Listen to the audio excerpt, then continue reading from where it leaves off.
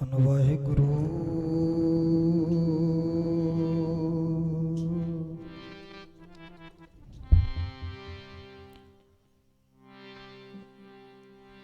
ਸਤਨਾਮ ਸ੍ਰੀ ਵਾਹਿਗੁਰੂ।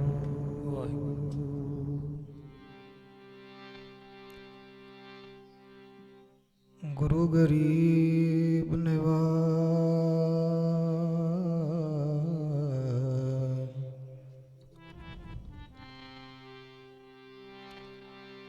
ਧੰਨ ਧੰਨ ਸਾਹਿਬ ਸ੍ਰੀ ਗੁਰੂ ਗ੍ਰੰਥ ਸਾਹਿਬ ਜੀਓ ਮਹਾਰਾਜ।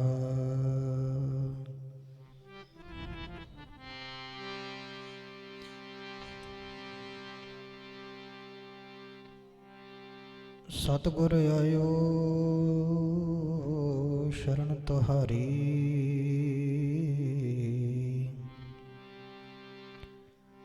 ਮਿਲੈ ਸੁਖ ਨਾਮ ਹਰਿ ਸੋਭਾ।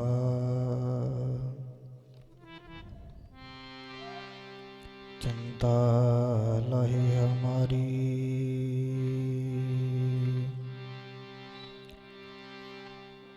अवर न सूझे दूजी ठाहर।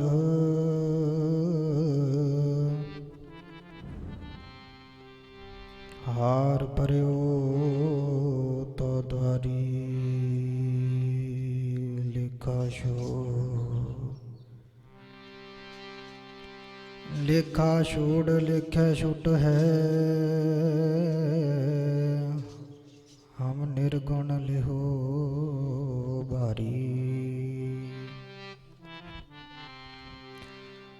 सद बख्शंद सदा मेहरबाना।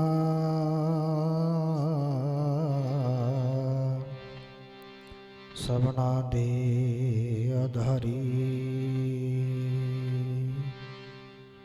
नानक दास संत पाछै भरियो।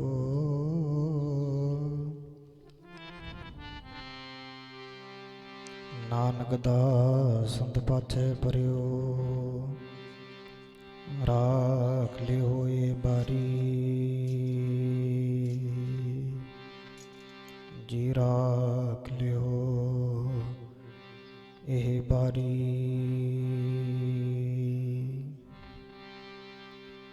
आओ कुछ समा रल मिल के सतगुरां दी गुरबाणी नाल जुड़िए, गुरबाणी तो लाहा प्राप्त करिए।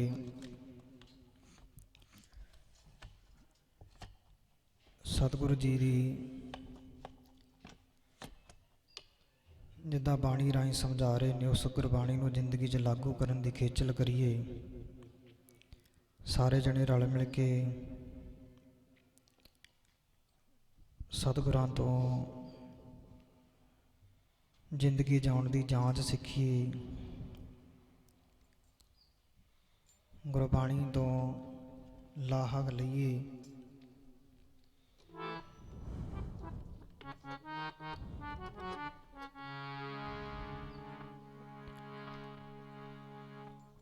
हो तुमरी करो नित आस, प्रभ मोहे कब गल लावेंगे।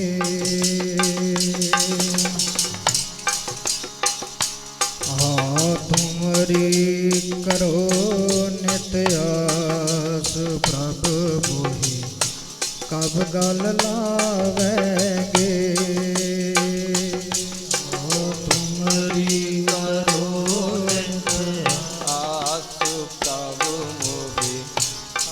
गल लावोगे मोहि करो नित आस, प्रभ मोहि कब गल लावोगे।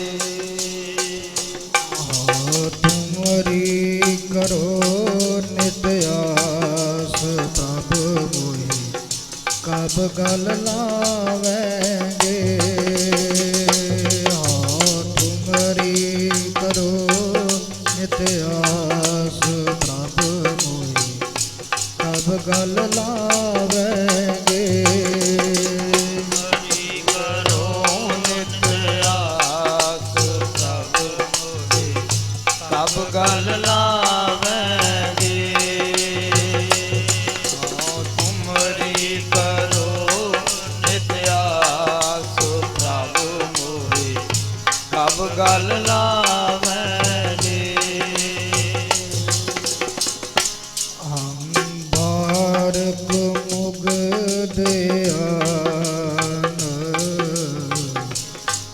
ਬਾਰਕ ਮੁਗਦ ਆਨ ਹਮ ਬਾਰਕ ਮੁਗਦ ਆਨ ਬਾਰਕ ਮੁਗਦ ਆਨ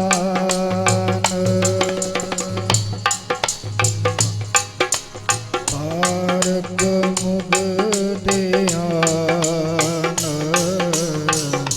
ਹਮ ਬਾਰਕ ਮੁਗਦ ਆਨ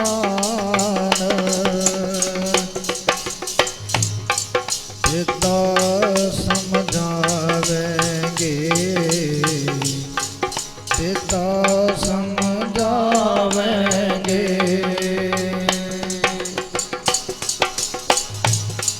ਪਿਤਾ ਸਮਝਾਵੇਂਗੇ ਪਿਤਾ ਸਮਝਾਵੇਂਗੇ ਹੋ ਤੁਮਰੀ ਕਰੋ ਨਿਤ ਆਸ ਪ੍ਰਭ ਮੋਹਿ ਕਬ ਗਲ ਲਾਵੇਂਗੇ ਹੋ ਤੁਮਰੀ ਕਰੋ ਨਿਤ ਆਸ ਪ੍ਰਭ ਮੋਹਿ ਕਬ ਗਲ ਲਾਵੇਂਗੇ ਤੁਮਰੀ ਕਰ ਨਿਤ ਆਸ ਪ੍ਰਭ ਮੋਹਿ ਕਬ ਗਲ ਲਾਵੇਂਗੇ ਤੁਮਰੀ ਕਰੋ ਨਿਤ ਆਸ ਪ੍ਰਭ ਮੋਹਿ ਕਬ ਗਲ ਲਾਵੇਂਗੇ ਤੁਮਰੀ ਕਰੋ ਨਿਤ ਆਸ ਪ੍ਰਭ ਮੋਹਿ ਕਬ ਗਲ ਲਾਵੇਂਗੇ ਹਾਂ ਤੁਮਰੀ ਕਰੋ ਨਿਤ ਆਸ ਪ੍ਰਭ ਮੋਹਿ ਕਬ ਗਲ ਲਾਵੇਂਗੇ ਤੁਮਰੀ ਕਰੋ ਨਿਤ ਆਸ ਪ੍ਰਭ ਮੋਹਿ ਕਬ ਗਲ ਲਾਵੇਂਗੇ ਤੁਮਰੀ ਕਰੋ ਨਿਤ ਆਸ ਪ੍ਰਭ ਮੋਹਿ ਕਬ ਗਲ ਲਾਵੇਂਗੇ ਸੁਤ ਖਿਨ ਖਿਨ ਭੂਲਣ ਹਾਰ ਸੁਤ ਖਿਨ ਖਿਨ ਭੂਲਣ ਹਾਰ ਖਿਨ ਫੂਲਨ ਹਾਰ ਸਿੱਖ ਖਿਨ ਖਿਨ ਫੂਲ ਬਿਗਾਰ ਜਗਤ ਪਿਤ ਭਾਵੇਂਗੇ ਜਗਤ ਪਿਤ ਭਾਵੇਂਗੇ ਜਗਤ ਪਿਤ ਭਾਵੇਂਗੇ ਜਗਤ ਪਿਤ ਪਾਵੇਂਗੇ ਹਾਂ ਤੁਮਰੀ ਕਰੋ ਨਿਤ ਆਸ ਪ੍ਰਭ ਮੋਹਿ ਕਬ ਗਲ ਲਾਵੇਂਗੇ ਹਾਂ ਤੁਮਰੀ ਕਰੋ ਨਿਤ ਆਸ ਪ੍ਰਭ ਮੋਹਿ ਕਬ ਗਲ ਲਾਵੇਂਗੇ ਕਰੋ ਨਿਤ ਆਸ ਪ੍ਰਭ ਮੋਹਿ ਕਬ ਗਲ ਲਾਵੇਂਗੇ ਤੁਮਰੀ ਕਰਨ ਨਿਤ ਆਸ ਪ੍ਰਭ ਮੋਹਿ ਕਬ ਗਲ ਲਾਵੇਂਗੇ ਤੁਮਰੀ ਕਰੋ ਨਿਤ ਆਸ ਪ੍ਰਭ ਮੋਹਿ ਕਬ ਗਲ ਲਾਵੇਂਗੇ ਹੋ ਤੁਮਰੀ ਕਰੋ ਨਿਤ ਆਸ ਪ੍ਰਭ ਮੋਹਿ ਕਬ ਗਲ ਲਾਵੇਂਗੇ ਹੋ ਤੁਮਰੀ ਕਰੋ ਨਿਤ ਆਸ ਪ੍ਰਭ ਮੋਹਿ ਕਬ ਗਲ ਲਾਵੇਂਗੇ ਤੁਮਰੀ ਕਰੋ ਨਿਤ ਆਸ ਪ੍ਰਭ ਮੋਹਿ ਕਬ ਗਲ ਲਾਵੇਂਗੇ ਵਾਹਿਗੁਰੂ ਵਾਹਿਗੁਰੂ ਵਾਹਿਗੁਰੂ ਵਾਹਿਗੁਰੂ ਵਾਹਿਗੁਰੂ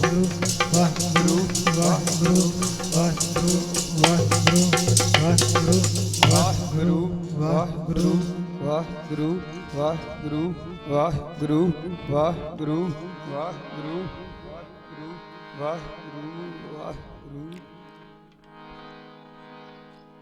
ਕਦੋਂ ਹੋਣਗੇ ਸੰਜੋਗੀ ਮੇਲ, ਕਦੋਂ ਹੋਣਗੇ ਸੰਜੋਗੀ ਮੇਲੇ, ਨਦੀਆਂ ਦੇ ਨੀਰ ਵਿਛੜੇ, ਕਦੋਂ ਹੋਣਗੇ ਸੰਜੋਗੀ ਮੇਲੇ, ਨਦੀਆਂ ਦੇ ਨੀਰ ਵਿਛੜੇ, ਕਦੋਂ ਹੋਣਗੇ ਸੰਜੋਗੀ ਮੇਲੇ, ਨਦੀਆਂ ਤੋਂ ਨੀਰ ਵਿਛੜੇ, ਕਦੋਂ ਹੋਣਗੇ ਸੰਜੋਗੀ ਮੇਲੇ, ਉਹ ਨਦੀਆਂ ਤੋਂ ਨੀਰ ਵਿਛੜੇ, ਕਦੋਂ ਹੋਣਗੇ ਸੰਜੋਗੀ ਮੇਲੇ, ਨਦੀਆਂ ਤੋਂ ਨੀਰ ਵਿਛੜੇ, ਕਦੋਂ ਹੋਣਗੇ ਸੰਜੋਗੀ ਮੇਲੇ, ਨਦੀਆਂ ਤੋਂ ਨੀਰ ਵਿਛੜੇ,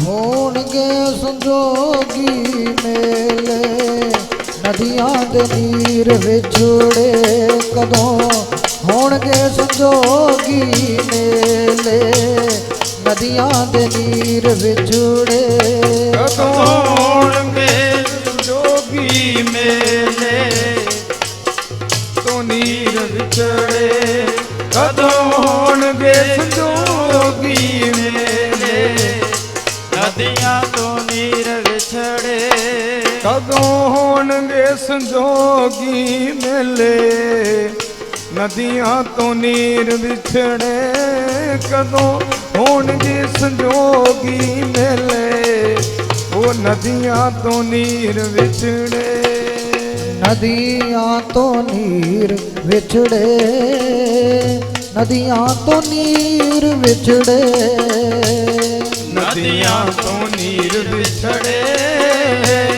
ਨਦੀਆਂ ਤੋਂ ਨੀਰ ਵਿਛੜੇ, ਉਹ ਨਦੀਆਂ ਤੋਂ ਨੀਰ ਵਿਛੜੇ, ਨਦੀਆਂ ਤੋਂ ਨੀਰ ਵਿਛੜੇ, ਨਦੀਆਂ ਤੋਂ ਨੀਰ ਵਿਛੜੇ, ਨਦੀਆਂ ਤੋਂ ਨੀਰ ਵਿਛੜੇ, ਨਦੀਆਂ ਤੋਂ ਨੀਰ ਵਿਛੜੇ, ਨਦੀਆਂ ਤੋਂ ਨੀਰ ਵਿਛੜੇ, ਉਹ ਨਦੀਆਂ ਤੋਂ ਨੀਰ ਵਿਛੜੇ, ਨਦੀਆਂ ਤੋਂ ਨੀਰ ਵਿਛੜੇ, ਹੋਣਗੇ ਸੰਜੋਗੀ ਮੇਲੇ, ਨਦੀਆਂ ਦੇ ਨੀਰ ਵਿਛੜੇ, ਕਦੋਂ ਹੋਣਗੇ ਸੰਜੋਗੀ ਮੇਲੇ, ਨਦੀਆਂ ਦੇ ਨੀਰ ਵਿਛੜੇ, ਉਹ ਕਦੋਂ ਹੋਣਗੇ ਸੰਜੋਗੀ ਮੇਲੇ, ਉਹ ਨਦੀਆਂ ਤੋਂ ਨੀਰ ਵਿਛੜੇ,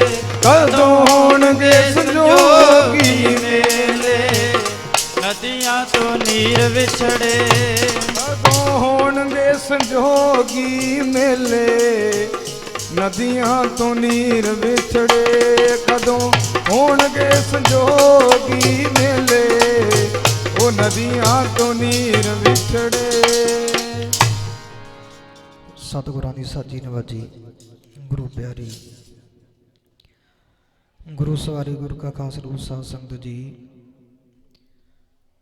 ਕਲਗੀਧਰ ਸੱਚੇ ਪਾਤਸ਼ਾਹ ਉਹਨਾਂ ਦੀ ਬਖਸ਼ਿਸ਼ ਨੂੰ ਦੁਆਰਾ ਰਸਨਾ ਪਵਿੱਤਰ ਕਰੋ। ਇੱਕੋ ਵਾਰ ਕਹਿਣ ਤੇ ਗੱਜ ਕੇ ਆਖੋ ਜੀ ਵਾਹਿਗੁਰੂ ਜੀ ਕਾ ਖਾਲਸਾ ਵਾਹਿਗੁਰੂ ਜੀ ਕੀ ਫਤਿਹ। ਸੋ ਸਮਾਂ ਮਿਲਿਆ ਹੈ ਸਤਿਗੁਰਾਂ ਦੀ ਗੁਰਬਾਣੀ ਨੂੰ ਸੁਣਨ ਸਮਝਣ ਦਾ।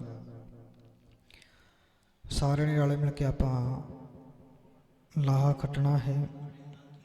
ਸਮੇਂ ਨੂੰ, ਥੋੜੇ ਸਮੇਂ ਨੂੰ ਬਹੁਤਾ ਕਰਕੇ ਜਾਣਨਾ ਹੈ। ਸ਼ਬਦ ਪੜ੍ਹ ਰਹੇ ਸੀ ਆਪਾਂ, ਹੋ ਤੁਮਰੀ ਕਰੋ ਨਿਤ ਆਸ ਪ੍ਰਭ ਮੋਹੇ, ਕਬ ਗਲ ਲਾਵੇਂਗੇ ਹਮ ਬਾਰਕ ਮੁਗਧ ਇਆਨ ਪਿਤਾ ਸਮਝਾਵੇਂਗੇ। ਸਤਿਗੁਰ ਸੱਚੇ ਪਾਤਸ਼ਾਹ ਧੰਨ ਗੁਰੂ ਰਾਮਦਾਸ ਮਹਾਰਾਜ ਕਲਿਆਣ ਰਾਗ ਦੇ ਵਿੱਚ ਇਹ ਸ਼ਬਦ ਨੂੰ ਸਮਝਾ ਰਹੇ ਨੇ ਕਿ ਇੱਕ ਆਸ ਹੈ ਜਿਹੜੀ ਪਿਆਰੇ ਉਸ ਪਰਮਾਤਮਾ ਨੂੰ ਮਿਲਣ ਦੀ ਰੱਖੀ ਹੋਵੇ, ਉਸ ਪਰਮਾਤਮਾ ਨਾਲ ਮਿਲਣ ਵਾਸਤੇ ਜੇ ਆਸ ਰੱਖੀਏ ਤਾਂ ਜ਼ਿੰਦਗੀ ਜਿਹੜੀ ਸੁਖਾਲੀ ਹੋ ਜਾਂਦੀ ਹੈ। ਜ਼ਿੰਦਗੀ ਜਿਹੜੀ ਹੈ ਇਹਦੇ ਵਿੱਚ ਚੇਂਜ ਆਉਣਾ ਜ਼ਰੂਰੀ ਹੈ। ਗੁਰਬਾਣੀ ਰਾਹੀਂ ਜੇ ਚੇਂਜ ਨਹੀਂ ਆਇਆ, ਗੁਰਬਾਣੀ ਪੜ੍ਹਦੇ ਰਹੇ, ਜ਼ਿੰਦਗੀ ਦੇ ਵਿੱਚ ਕਦੇ ਲਾਗੂ ਨਹੀਂ ਕੀਤੀ, ਸਾਡੇ ਉਹੀ ਵਹਿਮ ਭਰਮ, ਉਹੀ ਸਭ ਕੁਝ ਹੈ। ਜਿੱਦਾਂ ਕਈ ਇੱਦਾਂ ਦੇ ਦੇਖੇ ਨੇ ਜਿਨ੍ਹਾਂ ਨੇ ਸ੍ਰੀ ਸਾਹਿਬਾਂ ਵੱਡੀਆਂ ਵੱਡੀਆਂ ਪਾਈਆਂ ਹੋਈਆਂ ਨੇ, ਚੋਲੇ ਵੀ ਪਾ ਕੇ ਰੱਖਦੇ ਨੇ, ਪਰ ਖੀਰ ਦਾ ਡੋਲੂ ਲੈ ਕੇ ਅੱਜ ਵੀ ਸ਼ੇਖ ਫਤਿਹ ਜਾਂਦੇ ਨੇ। ਅੱਜ ਵੀ ਉਹ ਉਸੇ ਤਰ੍ਹਾਂ ਹੀ ਜਿਹੜਾ ਵਹਿਮ ਹੈ, ਭਰਮ ਹੈ, ਅੱਜ ਵੀ ਚੱਲ ਰਿਹਾ ਹੈ। ਜੇ ਗੁਰਬਾਣੀ ਨੂੰ ਆਪਾਂ ਸੁਣਦੇ ਸਮਝਦੇ ਹਾਂ, ਜ਼ਿੰਦਗੀ ਦੇ ਵਿੱਚ ਗੁਰਬਾਣੀ ਨੂੰ ਲਾਗੂ ਵੀ ਕਰੀਏ, ਆਸ ਉਹ ਉਸ ਪਰਮਾਤਮਾ ਨੂੰ ਮਿਲਣ ਦੀ ਰੱਖੀਏ, ਪਰ ਮਾਫ ਕਰਨਾ ਸਾਨੂੰ ਆਸ ਉਸ ਪਰਮਾਤਮਾ ਦੀ ਨਹੀਂ। ਆਸ ਰੱਖਦੇ ਹਾਂ ਅਸੀਂ ਮੈਨੂੰ ਘਰ ਮਿਲ ਜੇ, ਮੇਰਾ ਘਰ ਬਣ ਜੇ। ਦੁਨਿਆਵੀ ਪਦਾਰਥ ਜਿਹੜੇ ਨੇ ਜਿੰਨੇ ਮੰਗ ਲਈਏ ਉਹਨੇ ਥੋੜੇ ਨੇ। ਵਾਹਿਗੁਰੂ। ਪਰ ਜਿਸ ਦਿਨ ਉਸ ਪਰਮਾਤਮਾ ਦੀ ਆਸ ਰੱਖਣੀ ਸ਼ੁਰੂ ਕੀਤੀ ਤੇ ਪਰਮਾਤਮਾ ਕਹਿੰਦੇ ਨੇ ਆਪ ਗਲ ਮਿਲਾ ਲੈਂਦਾ ਹੈ। ਹਉ ਤੁਮਰੀ ਕਰੋ ਨਿਤ ਆਸ ਪ੍ਰਭ ਮੋਹੇ ਕਬ ਗਲ ਲਾਵੇਂਗੇ। ਉਹ ਕਿਹੜਾ ਸਮਾਂ ਹੋਵੇ, ਉਹ ਕਿਹੜਾ ਤਰੀਕਾ, ਕਿਹੜੀ ਵਿਧ ਹੋਵੇ ਜਿਹਦੇ ਨਾਲ ਪਰਮਾਤਮਾ ਮੇਰੇ ਅੰਦਰ ਆ ਕੇ ਤੂੰ ਵਸੇ, ਤੇਰਾ ਜਿਹੜੀ ਤੇਰੀ ਝਲਕ ਹੈ, ਤੇਰਾ ਜਿਹੜਾ ਸਟਾਈਲ ਹੈ, ਉਹ ਮੇਰੀ ਜ਼ਿੰਦਗੀ ਦੇ ਵਿੱਚ ਆਵੇ। ਗੱਲ ਲਾਉਣ ਦਾ ਮਤਲਬ ਇਹ ਥੋੜਾ ਕਿਤੇ ਰੱਬ ਇਨਸਾਨ ਦੇ ਰੂਪ ਵਿੱਚ ਪ੍ਰਗਟ ਹੋਏਗਾ, ਸਾਨੂੰ ਆਪਣੇ ਗੱਲ ਨਾਲ ਲਾ ਲਏਗਾ, ਇੱਦਾਂ ਥੋੜਾ। ਉਹ ਅੰਦਰ ਆਉਣ ਦਾ ਮਤਲਬ ਹੈ, ਗੱਲ ਲਾਉਣ ਦਾ ਮਤਲਬ ਹੈ ਕਿ ਹੁਣ ਪਰਮਾਤਮਾ ਮੈਂ ਤੇਰੇ ਕਹਿਣੇ ਵਿੱਚ ਆ ਗਿਆ। ਮੈਂ ਤੁਰਿਆ ਫਿਰਦਾ ਸੀ, ਭਟਕਦਾ ਫਿਰਦਾ ਸੀ, ਜਿੱਦਾਂ ਆਪਾਂ 204 ਅੰਗ ਤੇ ਪੜ੍ਹਦੇ ਹੁੰਦੇ ਆ ਨਾ ਕਿ ਰੂਪਹੀਨ ਬੁੱਧ ਬਲਹੀਨੀ ਮੋਹੇ ਪਰਦੇਸਣ ਦੂਰ ਤੇ ਆਈ। ਇਹ ਸ਼ਬਦ ਜਦੋਂ ਪੜ੍ਹਿਆ ਜਾਂਦਾ ਹੈ, ਉਹਦੇ ਵਿੱਚ ਇਹ ਸਮਝਾਇਆ ਜਾਂਦਾ ਹੈ ਕਿ ਪਰਮਾਤਮਾ ਮੈਂ ਚਿਰਾਂ ਤੋਂ ਵਿਛੜਿਆ ਪਿਆ ਸੀ, ਬਹੁਤ ਜਨਮ ਵਿਛੜੇ ਥੇ ਮਾਧੋ, ਇਹ ਜਨਮ ਤੁਮਾਰੇ ਲਿਖੇ। ਇਹ ਹੁੰਦਾ ਗਲ ਲਾਉਣਾ। ਪਰਮਾਤਮਾ ਨੇ ਗਲ ਲਾ ਲਿਆ, ਰੱਬ ਨੇ ਗਲ ਲਾ ਲਿਆ। ਗੁਰਬਾਣੀ ਨੂੰ ਆਪਾਂ ਸੁਣਦੇ ਸਮਝਦੇ ਆ, ਰੋਜ਼ ਪੜ੍ਹਦੇ ਵੀ ਆ, ਪਰ ਜ਼ਿੰਦਗੀ ਦੇ ਵਿੱਚ ਲਾਗੂ ਕਰਨੀ ਔਖੀ ਹੈ। ਵਾਹਿਗੁਰੂ। ਇਹੀ ਉਹ ਬੇਨਤੀ ਕਰਦੇ ਹੁੰਦੇ ਆ ਕਿ ਪ੍ਰਮਾਤਮਾ ਜਿਹੜਾ ਹੈ ਉਹ ਬਾਹਰ ਥੋੜਾ ਕਿਤੇ। ਦਿਲ ਮੈਂ ਖੋਜ ਦਿਲੇ ਮੈਂ ਖੋਜੋ, ਇਹ ਅੰਦਰ ਹੀ ਖੋਜਣਾ ਪੈਣਾ ਸਾਨੂੰ। ਕਦੇ ਆਪਣੇ ਨੇ ਗਿਰੀਵਾਨ ਮੈਂ ਸਿਰ ਨੀਵਾਂ ਕਰ ਦੇਖ, ਕਦੇ ਆਪਣੇ ਅੰਦਰ ਥੋੜਾ ਦੇਖਿਆ ਆਪਾਂ। ਅੱਜ ਤੱਕ ਜੋ ਦੇਖਿਆ ਆਪਾਂ ਬਾਹਰ ਹੀ ਲੱਭਦੇ ਰਹੇ। ਤੇ ਗੁਰੂ ਸਾਹਿਬਾਨ ਜਿਸ ਗੱਲ ਲਾਉਣ ਦੀ ਗੱਲ ਕਰਦੇ ਨੇ, ਇਹ ਆਪਾਂ ਆਸ ਜਿਹੜੀ ਸਾਡੇ ਮਨ ਵਿੱਚ ਹੋਵੇ, ਇਹ ਤਾਂਗ ਰੱਖੀਏ ਜ਼ਿੰਦਗੀ ਦੇ ਵਿੱਚ। ਕਹਿੰਦੇ ਉਹ ਕਿਹੜਾ ਸਮਾਂ ਆਵੇ ਪਰਮਾਤਮਾ ਜਦੋਂ ਤੂੰ ਮੈਨੂੰ ਆਪਣੀ ਗੱਲ ਨਾਲ ਲਾਵੇਂਗਾ। ਤੇ ਇਹ ਗੱਲ ਲਾਉਣਾ ਕਿਤੇ ਪਰਮਾਤਮਾ, ਜਿੱਦਾਂ ਆਪਾਂ ਕਹਿੰਦੇ ਰੱਬ ਦੀ ਕਿਰਪਾ ਹੋ ਜੇ। ਕਈ ਵਾਰ ਆਪਾਂ ਕਿਸੇ ਨਾਲ ਗੱਲ ਵੀ ਕਰਦੇ ਹੁੰਦੇ ਕਿ ਹਾਲ ਚਾਲ ਕੀ, ਕਹਿਣਗੇ ਹਜੇ ਰੱਬ ਦੀ ਨਿਗਾਹ ਸਿੱਧੀ ਨਹੀਂ ਹੋਈ, ਬੁਰੇ ਹਾਲ ਹੀ ਹੈ। ਔਰ ਰੱਬ ਦੀ ਨਿਗਾਹ ਸਿੱਧੀ ਹੋਣੀ, ਰੱਬ ਦੀ ਤਾਂ ਨਿਗਾਹ ਸਿੱਧੀ ਹੋਈ ਹੈ, ਸਾਡੇ ਭਾਂਡੇ ਮੂਧੇ ਵੱਜੇ ਹੋਏ ਨੇ। ਵਾਹਿਗੁਰੂ। ਅਸੀਂ ਆਪਣੇ ਆਪ ਨੂੰ ਸਿੱਧਾ ਨਹੀਂ ਕੀਤਾ ਹਜੇ। ਬੰਦਾ ਠੇਕੇ ਜਾਂਦਾ ਹੈ, ਸ਼ਰਾਬ ਲੈਣ ਜਾਂਦਾ ਹੈ, ਉਸੇ ਨਗਰ ਦੇ ਵਿੱਚ ਹੀ ਠੇਕਾ ਹੁੰਦਾ, ਉਸੇ ਦੇ ਵਿੱਚ ਹੀ ਸਕੂਲ ਵੀ ਹੁੰਦਾ, ਉਸੇ ਪਿੰਡ ਵਿੱਚ ਗੁਰਦੁਆਰਾ ਵੀ ਹੁੰਦਾ। ਮਰਜ਼ੀ ਸਾਡੀ ਹੈ ਕਿਹੜੇ ਪਾਸੇ ਜਾਣਾ ਹੈ, ਤੁਰਨਾ ਕਿਹੜੇ ਪਾਸੇ ਹੈ ਤੂੰ, ਉਹ ਸਾਡੀ ਆਪਣੀ ਮਰਜ਼ੀ ਹੈ। ਤੇ ਗੁਰਮੁਖੋ ਸਤਿਗੁਰ ਸੱਚੇ ਪਾਤਸ਼ਾਹ ਕਹਿੰਦੇ ਹਮ ਬਾਰਕ ਮੁਗਧ ਇਆਨ, ਕਹਿੰਦੇ ਮੈਂ ਕਮਲਾ ਮੁਗਧ ਇਆਨਾ ਨਾ ਸਮਝਾਂ ਪਿਤਾ ਸਮਝਾਵੇਂਗੇ। ਕਹਿੰਦੇ ਗੁਰੂ ਸਾਹਿਬਾਨ ਗੁਰਬਾਣੀ ਦੇ ਰਾਹੀਂ ਸਾਨੂੰ ਸਮਝਾ ਰਹੇ ਨੇ। ਇਹਨਾਂ ਨੂੰ ਜੇ ਪਿਤਾ ਮੰਨ ਕੇ ਇਹਨਾਂ ਨੂੰ ਸਮਝਣਾ ਸ਼ੁਰੂ ਕਰੀਏ। ਗੁਰਬਾਣੀ ਜਿਹੜੀ ਹੈ ਅਸੀਂ ਪੜ੍ਹਨ ਤੱਕ ਸੀਮਤ ਰੱਖ ਲਈ। ਬਹੁਤੇ ਬੰਦੇ ਇਦਾਂ ਦੇ ਦੇਖੇ ਨੇ ਜਿਹੜੇ ਗੁਰਬਾਣੀ ਪੜ੍ਹਦੇ ਵੀ ਨੇ, 50-50 ਸਾਲ ਹੋ ਗਏ ਨੇ ਬਾਣੀ ਪੜ੍ਹਦਿਆਂ ਨੂੰ, ਪਰ ਅੱਜ ਦੀ ਉਹ ਮੁਗਧ ਜਿਹੜਾ ਪਨ ਹੈ, ਇਆਨਾਪਨ ਜਿਹੜਾ ਨਾ ਸਮਝੀ ਵਾਲਾ ਪਲ ਜਿਹੜਾ ਹੈ ਅੱਜ ਵੀ ਉਹਨਾਂ ਦੀ ਜ਼ਿੰਦਗੀ ਵਿੱਚ ਉੱਦਾਂ ਹੀ ਹੈ। ਗੁਰਬਾਣੀ ਨੇ ਸਾਨੂੰ ਆਪਾਂ ਸਮਝ ਲੈਣੀ ਸੀ, ਇਹ ਤੋਂ ਸਿੱਖਣਾ ਸੀ, ਇਹ ਸਿੱਖਿਆ ਲੈ ਕੇ ਆਪਾਂ ਜ਼ਿੰਦਗੀ ਦੇ ਵਿੱਚ ਲਾਗੂ ਕਰਨੀ ਸੀ। ਕਹਿੰਦੇ ਸੁਤ ਖਿਨ ਖਿਨ ਭੂਲਣ ਹਾਰ ਵਾਹਿਗੁਰੂ, ਸੁਤ ਖਿਨ ਖਿਨ ਭੂਲ ਬੇਗਾਰ ਜਗਤ ਪਿਤ ਭਾਵੇਂਗੇ। ਪੁੱਤ ਜਿਹੜਾ ਹੈ ਜਿੰਨੇ ਵਾਰ ਮਰਜੀ ਭਾਵੇਂ ਇੱਕ ਪਲ ਪਲ ਦੇ ਵਿੱਚ ਆਪਣੇ ਪਿਤਾ ਨੂੰ ਭੁੱਲ ਜਾਂਦਾ ਹੋਵੇ, ਮਾਂ ਪਿਓ ਨੂੰ ਭੁੱਲ ਜਾਂਦਾ ਹੋਵੇ ਭਾਵੇਂ, ਪਰ ਉਹ ਪ੍ਰਮਾਤਮਾ ਜਿਵੇਂ ਪਿਓ ਜਿਹੜਾ ਹੈ, ਪਿਓ ਸਾਡੇ ਗੁਨਾਹ ਜਿਹੜੇ ਮਾਪ ਜਿੰਨੇ ਮਰਜ਼ੀ ਕਰ ਲਈਏ ਗੁਨਾਹ, ਪਿਤਾ ਫਿਰ ਵੀ ਸਮਝਾਉਂਦਾ ਰਹਿੰਦਾ ਹੈ। ਭਾਵੇਂ ਇੱਕ ਇੱਕ ਮਿੰਟ ਤੇ ਆਪਾਂ ਪਿਤਾ ਦੀ ਗੱਲ ਜਿਹੜੀ ਕੱਟਦੇ ਰਹੀਏ, ਪਰ ਫਿਰ ਵੀ ਪ੍ਰਮਾਤਮਾ ਜਿਹੜਾ ਉਹਨੂੰ ਜੇ ਪਿਤਾ ਮੰਨ ਕੇ ਤੁਰੀਏ, ਉਹ ਸਮਝਾਉਣਗੇ ਸਾਨੂੰ, ਜਗਤ ਪਿਤ ਭਾਵੇਂਗੇ। ਇੱਕ ਸਦਾ ਅਸੀਂ ਭੁੱਲਦੇ ਰਹਿੰਦੇ, ਪ੍ਰਮਾਤਮਾ ਸਾਡੀ ਸੁਰਤ ਚੋਂ ਨਿਕਲ ਜਾਂਦਾ ਹੈ। ਰੱਬ ਭੁੱਲਣ ਦਾ ਮਤਲਬ ਹੈ ਸਾਡੀ ਸੁਰਤ ਤੋਂ ਵੱਖ ਹੋ ਗਿਆ। ਰੱਬ ਕਿਤੇ ਸਾਡੇ ਕੋਲ ਦੂਰ ਥੋੜਾ ਚਲੇ ਜਾਂਦਾ, ਸਾਡੀ ਸੁਰਤ ਤੋਂ ਨਿਕਲ ਜਾਂਦਾ ਹੈ ਸਾਡੇ ਅੰਗ ਸੰਗੀ ਹੈ। ਅਸੀਂ ਆਪਣੀ ਸੁਰਤ ਤੋਂ ਜਿਹੜਾ ਹੈ ਉਸ ਰੱਬ ਨੂੰ ਭੁਲਾ ਦਿੰਦੇ ਹਾਂ। ਸਾਡੀ ਸੁਰਤ ਜਿਹੜੀ ਉਸ ਗੁਰਬਾਣੀ ਨਾਲ ਜੁੜਨੀ ਚਾਹੀਦੀ ਸੀ, ਗੁਰਬਾਣੀ ਤੋਂ ਸਿੱਖਿਆ ਲੈ ਕੇ ਰੱਬ ਨਾਲ ਜੁੜਦੇ, ਪਰ ਅਸੀਂ ਕੁਝ ਸਾਡੇ ਵਰਗਿਆਂ ਦੇ ਵਿੱਚ ਵੀ ਘਾਟਾਂ ਨੇ, ਸਾਡੇ ਵਰਗਿਆਂ ਦੇ ਵਿੱਚ ਵੀ ਘਾਟਾਂ ਨੇ ਜਿਹੜੇ ਗੁਰਬਾਣੀ ਨੂੰ ਛੱਡ ਕੇ ਕਿਸੇ ਬੰਦੇ ਨਾਲ ਹੀ ਜੁੜ ਜਾਂਦੇ ਨੇ। ਇੱਕ ਪਿੱਛੇ ਜੇ ਮੈਂ ਵੀਡੀਓ ਸੁਣ ਰਿਹਾ ਸੀ, ਉਹਦੇ ਵਿੱਚ ਬੰਦਾ ਕਹਿੰਦਾ ਮੈਨੂੰ ਕਹਿੰਦਾ ਸਾਡੇ ਪੁੱਤ ਨਹੀਂ ਸੀ ਹੋ ਰਿਹਾ ਕੋਈ, ਕਹਿੰਦੇ ਕੀ ਕੀਤਾ, ਫਿਰ ਮੈਂ ਬਾਬਾ ਜੀ ਦੇ ਕੋਲ ਗਿਆ, ਬਾਬਾ ਜੀ ਨੇ ਕਿਹਾ ਮਿੱਟੀ ਦੀਆਂ ਗੋਲੀਆਂ ਬਣਾ ਕੇ ਦਿੱਤੀਆਂ, ਲੈ ਭਾਈ 5 ਲੈ ਜਾ ਖਾ ਲਿਓ। ਫਿਰ ਕਹਿੰਦੇ ਸਾਡੇ ਪਿਓ ਹੁਣੀ 5 ਭਰਾ ਹੋਏ, 5 ਭਰਾ ਹੋਏ, ਕੀ ਕਿਹਾ ਜੋੜਿਆ ਫਿਰ ਕਿਹਦੇ ਨਾਲ, ਉਸ ਬਾਬੇ ਨਾਲ।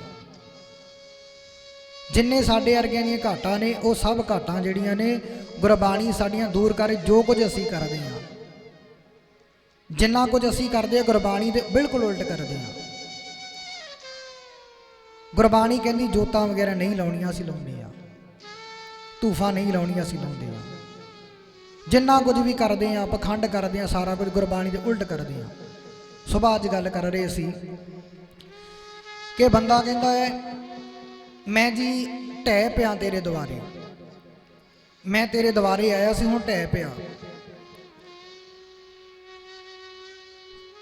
ਮੈਂ ਤੇਰੇ ਦੁਆਰੇ ਆਇਆ ਸੀ, ਆਪਣੇ ਆਪ ਨੂੰ ਸਰੈਂਡਰ ਕਰ ਦਿੱਤਾ। ਕਿਵੇਂ ਕੀਤਾ, ਮੈਂ ਅੰਮ੍ਰਿਤ ਛਕ ਲਿਆ, ਪੱਗ ਮੈਂ ਬੰਨ੍ਹ ਲੈਣਾ, ਹੁਣ ਸੁਬਾਹ ਵੀ ਪਾਣੀ ਪੜ੍ਹ ਲੈਣਾ, ਸ਼ਾਮ ਨੂੰ ਵੀ ਪੜ੍ਹ ਲੈਣਾ ਹੈ, ਤੇ ਨਸ਼ਾ ਵਗੈਰਾ ਕਰਨਾ, ਜਿਹੜਾ ਠੇਕੇ ਵਗੈਰਾ ਕਰਨਾ ਬੰਦ ਕਰ ਦਿੱਤਾ, ਉਹ ਜਾਣਾ ਬੰਦ ਕਰ ਦਿੱਤਾ। ਕੀ ਹੋ ਗਿਆ, ਇਹ ਢਹਿ ਪਿਆ। ਡੰਡੌਤ ਕਰਦਾ ਇਹਨਾਂ ਮੈਂ, ਰੱਬ ਦੀ ਕਿਵੇਂ ਕਰਦਾ ਡੰਡੌਤ।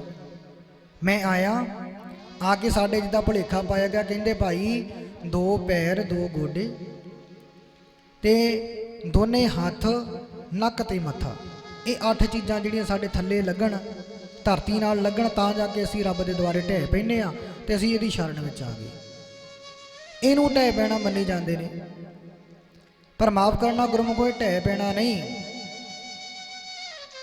ਇਹ ਆਪਣੇ ਆਪ ਨੂੰ ਕੁਰਬਾਨ ਕਰਨਾ ਨਹੀਂ, ਸਰੈਂਡਰ ਕਰਨਾ ਨਹੀਂ ਹੁੰਦਾ। ਜਿਨ੍ਹਾਂ ਨੇ ਸਰੈਂਡਰ ਕੀਤਾ ਹੈ ਉਹਨਾਂ ਨੇ ਗੁਰਬਾਣੀ ਨੂੰ ਸੁਣਿਆ ਸਮਝਿਆ ਹੈ, ਜਿਨ੍ਹਾਂ ਨੇ ਗੁਰਬਾਣੀ ਨੂੰ ਵਿਚਾਰਿਆ ਆਪਣੀ ਜ਼ਿੰਦਗੀ ਵਿੱਚ ਲਾਗੂ ਕਰਨਾ ਹੈ। ਜਿਵੇਂ ਇੱਕ ਕੈਦੀ ਨੂੰ ਆਪਾਂ ਦੇਖਿਆ ਕਿ ਪੁਲਿਸ ਵਾਲੇ ਜਦੋਂ ਕੈਦ ਕਰਦੇ ਨੇ, ਜੇਲ੍ਹ ਵਿੱਚ ਬੰਦ ਕਰ ਦਿੰਦੇ ਨੇ, ਉਹਨਾਂ ਦਾ ਫਿਰ ਜਿਵੇਂ ਉਹਨਾਂ ਦੇ ਅਸੂਲ ਹੁੰਦੇ ਨੇ, ਕੈਦੀ ਨੂੰ ਉੱਦਾਂ ਮੰਨਣਾ ਪੈਂਦਾ ਹੈ। ਜਿਵੇਂ ਜੇਲਰ ਕਹਿੰਦਾ ਹੈ ਉਵੇਂ ਉਹ ਚੀਜ਼ ਮੰਨਣੀ ਪੈਂਦੀ ਹੈ। ਮੰਨ ਲਓ ਆਪਾਂ ਸੀਰੀ ਰੱਖਦੇ ਹਾਂ ਘਰ ਵਿੱਚ, ਘਰ ਦੇ ਵਿੱਚ ਸੀਰੀ ਰੱਖਿਆ, ਉਹ ਸੀਰੀ ਨੂੰ ਜਦੋਂ ਆਪਾਂ ਸਿੱਧੀ ਗੱਲਬਾਤ ਕਰ ਲਈ, ਲੈ ਭਾਈ ਅੱਜ ਤੋਂ ਸਾਲ ਤੱਕ ਭਾਈ ਮੈਂ ਤੇਰੇ ਅੰਡਰ ਕੰਮ ਕਰੂੰ, ਸਾਲ ਤੱਕ ਮੈਂ ਤੇਰੇ ਤੋਂ ਪਾਸੇ ਨਹੀਂ ਜਾਂਦਾ, ਫਿਰ ਜਿਵੇਂ ਅਸੀਂ ਚਾਹਾਂਗੇ ਉਵੇਂ ਚਲਾਈਦਾ ਉਹਨੂੰ। ਸਿਖਰ ਦੁਪਹਿਰਾ ਚੜਿਆ ਹੋਵੇ, ਐ ਧੁੱਪ ਕੜਕ ਦੀ ਧੁੱਪ ਪੈਂਦੀ ਹੋਵੇ, ਆਪਾਂ ਉਹਨੂੰ ਕਹਿਣਾ ਚੱਲ ਖੇਤ ਪਾਣੀ ਲਾ ਕੇ ਆ, ਉਹ ਮਨਾ ਨਹੀਂ ਕਰ ਸਕਦਾ। ਇਹ ਨਹੀਂ ਕਹਿ ਸਕਦਾ ਕਿ ਮੈਨੂੰ ਗਰਮੀ ਲੱਗਦੀ ਹੈ। ਗੂੜਾ ਸਿਆਲ ਹੋਵੇ, ਬਾਹਰ ਨਿਕਲਣ ਨੂੰ ਬੰਦੇ ਦਾ ਜੀ ਨਾ ਕਰਦਾ ਹੋਵੇ, ਸੀਰੀ ਜਿਹੜਾ ਰੱਖਿਆ ਉਹਨੂੰ ਆਪਾਂ ਕਿ ਚੱਲ ਟਾਈਮ ਹੋ ਗਿਆ ਪਾਣੀ ਦਾ, ਚੱਲ ਲਾਉਣ ਚੱਲ, ਉਹਨੂੰ ਜਾਣਾ ਪੈਂਦਾ। क्योंकि उन्हें अपना कंप्लीट सिलेंडर तेन 1 साल वास्ते कर दिता। 1 साल वास्ते वो हुण तेरा हो गया, जिवें तू चाहे उवें उन्होंने चला सकता है। इस तरह गुरबाणी अगे ढह पैना, गुरबाणी अगे अपने आप को अर्पण करना, ये सरेंडर करना कि जिवें गुरबाणी चलावे उवें चलीए। जो गुर कहे सोई भल मानो, वो भला करके जानना चाहिए सानू। गुरबाणी साडी जिंदगी दे विच झलक पवे उहदी गुरबाणी दी, ये मनना चाहिए। ये हुंदा ढह पैना। गुरु साहिबान जिद्दां कहंदे ने जगत पिद भावेंगे, जिवें तू चलावें उवें चलू मैं। अगे कहते जो हर स्वामी तुम देहो सोई हम पावेंगे। जो कुछ तू दिता है मैं उहदे विच खुशी मनावां। जिवें जिवें तू मैनू ये आपां मंगदे फिरदे ना, अज तक जो कुछ भी मंगिया ही है, पर जिहड़ा कुछ रब ने दिता वो कदे आनंद नहीं लिया, माणिया नहीं उन्होंने। ये शरीर जिहड़ा दिता गया है, शरीर ते इन्ना बा कमाल है साडा, इहदा कदे आपां आनंद थोड़ा लिया। ये कदे जिंदगी च इस गुरबाणी नूं लागू करके ये बाणी नूं समझिया थोड़ा आपां। जिंदगी दे विच गुरबाणी दी झलक जिहड़ी है इहनूं समझिया नहीं। सीरीज साडा इन्ना सोहना रब ने बनाया होया है। ये शरीर नूं आपां देखीए इहदे विच किन्ना कुछ है। जो ब्रह्मंडे सोई पिंडे, जो खोजे सो पावे। ये मन दा मानना सोई हम पावेंगे। परमात्मा जो कुछ तू दे रहे हैं मैं उहदे विच खुश हो जावां। तू ये जिद्दां हुण समा चलदा पिया, गर्मी आ रही है ना, हुण शरीर हुण गर्मी दे विच आपां हुण रब ने गर्मी दे रहे हैं। रब ये शरीर जिहड़ा साडा गर्मी दे विच ये तंदरुस्त है, ये रह रहा है, ये अपनी रजा जिहड़ी मन रहा है। हर एक चीज़ दे अंदर साडा अलार्म लग्या होया शरीर अंदर, अपने आप को ये ऑटोमैटिकली चेंज कर दिंदा है। हर एक चीज़ साडी जिहड़ी चेंज हो रही है। जिद्दां हुण आपां रात नूं किते ध्यान दे करके देखियो, जदों आपां सुत्ते पई होईए ना, जदों साडा शरीर पूरा चार्ज हो जाता है, उदों एक बार साडी अख जरूर खुलदी है, एक बार आपां नूं जाग जरूर आउंदी है, पर बंदा ढीठ होया फिर पिया ही रहिंदा है। वो शरीर जिहड़ा एक बार तेनों हलूण दा जरूर है, एक बार तेनों उठाउण दी कोशिश जरूर करदा। तेरी एक बार जदों शरीर तेरा पूरा फुल चार्ज हुंदा है, ऊर्जा तेरी पूरी हुई है, उदों तेरे शरीर ने एक बार तेनों जगाउणा जरूर है। वो जाग जिहड़ी है ये परमात्मा दा कुदरती है, ते असीं उस चीज़ नूं इग्नोर करदे हां, इग्नोर करदे हां। फिर आलस साडे कोल आ गया। आलसी बंदा जिहड़ा है किन्ने किन्ने रोग खट लैंदा है। हर एक चीज़ के अंदर जो परमात्मा ने जो सानू दिता है उन्होंने आपां आनंद लईए जिंदगी दे विच ओहदा। मोहे दूजी नाही ठौर जिस पे हम जावेंगे। इहो जी सिक्ख्या, इहो जिहा ज्ञान परमात्मा कोई होर नहीं दे सकता। जे कोई होर मैनू चीज़ दिसदी होवे तां मैं उस चीज़ नूं कवां, उहदे कोल जावां। इस तेरी गुरबाणी दे ज्ञान तो मैनू कोई होर कोई रास्ता नहीं दिसदा जिहदे विच मैं जाके अपना भला करा सकदा होवां। गुरबाणी दे अकॉर्डिंग चल के जिंदगी जिहड़ी बदलदी है, आनंद आउंदा जिंदगी दा। तेरे तो बिना कोई होर थां नहीं मैनू दिसदी। वो वक्री गल है, साडे वर्गे शरीक बने बैठे ने रब दे। कई थावां इदां दियां देखियां ने जिथे बंदे जेड़े रब दे शरीक बन के बैठे ने। एक पासे गुरु ग्रंथ साहिब महाराज दा प्रकाश हुंदा है, दूजे पासे अपना मंजी साहिब लाई बैठे होंदे ने। शरीक बन के बैठे ने पर है नहीं कोई रब दा शरीक नहीं। जो कुछ परमात्मा ने कर देना बंदा नहीं कर सकदा। जो उस परमात्मा ने साडे अंदर पैदा किया कोई होर इंसान नहीं, एक साह तक नहीं कोई बंदा होर पा सकदा। सतगुरु जी कहते ने जो हर भावै भगत तिना हर भावेंगे। जेड़े परमात्मा जो हर भावै भगत तिना हर भावेंगे। जेड़े परमात्मा तेरे निजमां नूं चंगे लगदे ने, जेड़े तेरे निजमां दे विच रहिंदे ने उही तैनूं चंगे लगदे ने। तेरे निजम ही उन्हां नूं चंगे लगणगे जेड़े गुरबाणी अकॉर्डिंग चलदे ने। निजमां दे विच जिंदगी जेड़े उही होणगे जेड़े बंदे परमात्मा तेरी रजा विच रहना सीख गए ने। ਤੇਰੀ ਗੁਰਬਾਣੀ ਨੂੰ ਜ਼ਿੰਦਗੀ ਦੇ ਵਿੱਚ ਉਹੀ ਉਹ ਲਾਗੂ ਕਰਨਗੇ ਜਿਨ੍ਹਾਂ ਨੂੰ ਤੇਰੀ ਕਹੀ ਹੋਈ ਗੱਲ ਚੰਗੀ ਲੱਗਦੀ ਹੈ। ਜਿੱਦਾਂ ਗੁਰਬਾਣੀ ਕਹਿੰਦੀ ਸੁਣੀ ਨਾ ਜਾਈ ਸੱਚ ਅੰਮ੍ਰਿਤ ਕਾਥਾ, ਰਾਰ ਕਰਤ ਝੂਠੀ ਲੱਗ ਗਾਥਾ। ਝੂਠੀਆਂ ਗੱਲਾਂ ਵਿੱਚ ਫਸਿਆ ਹੋਇਆ ਬੰਦਾ ਜਿਹੜਾ ਹੈ ਉਹ ਲੜਾਈਆਂ ਕਰਦਾ ਕਿਉਂਕਿ ਉਹਨੂੰ ਗੁਰਬਾਣੀ ਚੰਗੀ ਨਹੀਂ ਲੱਗਦੀ।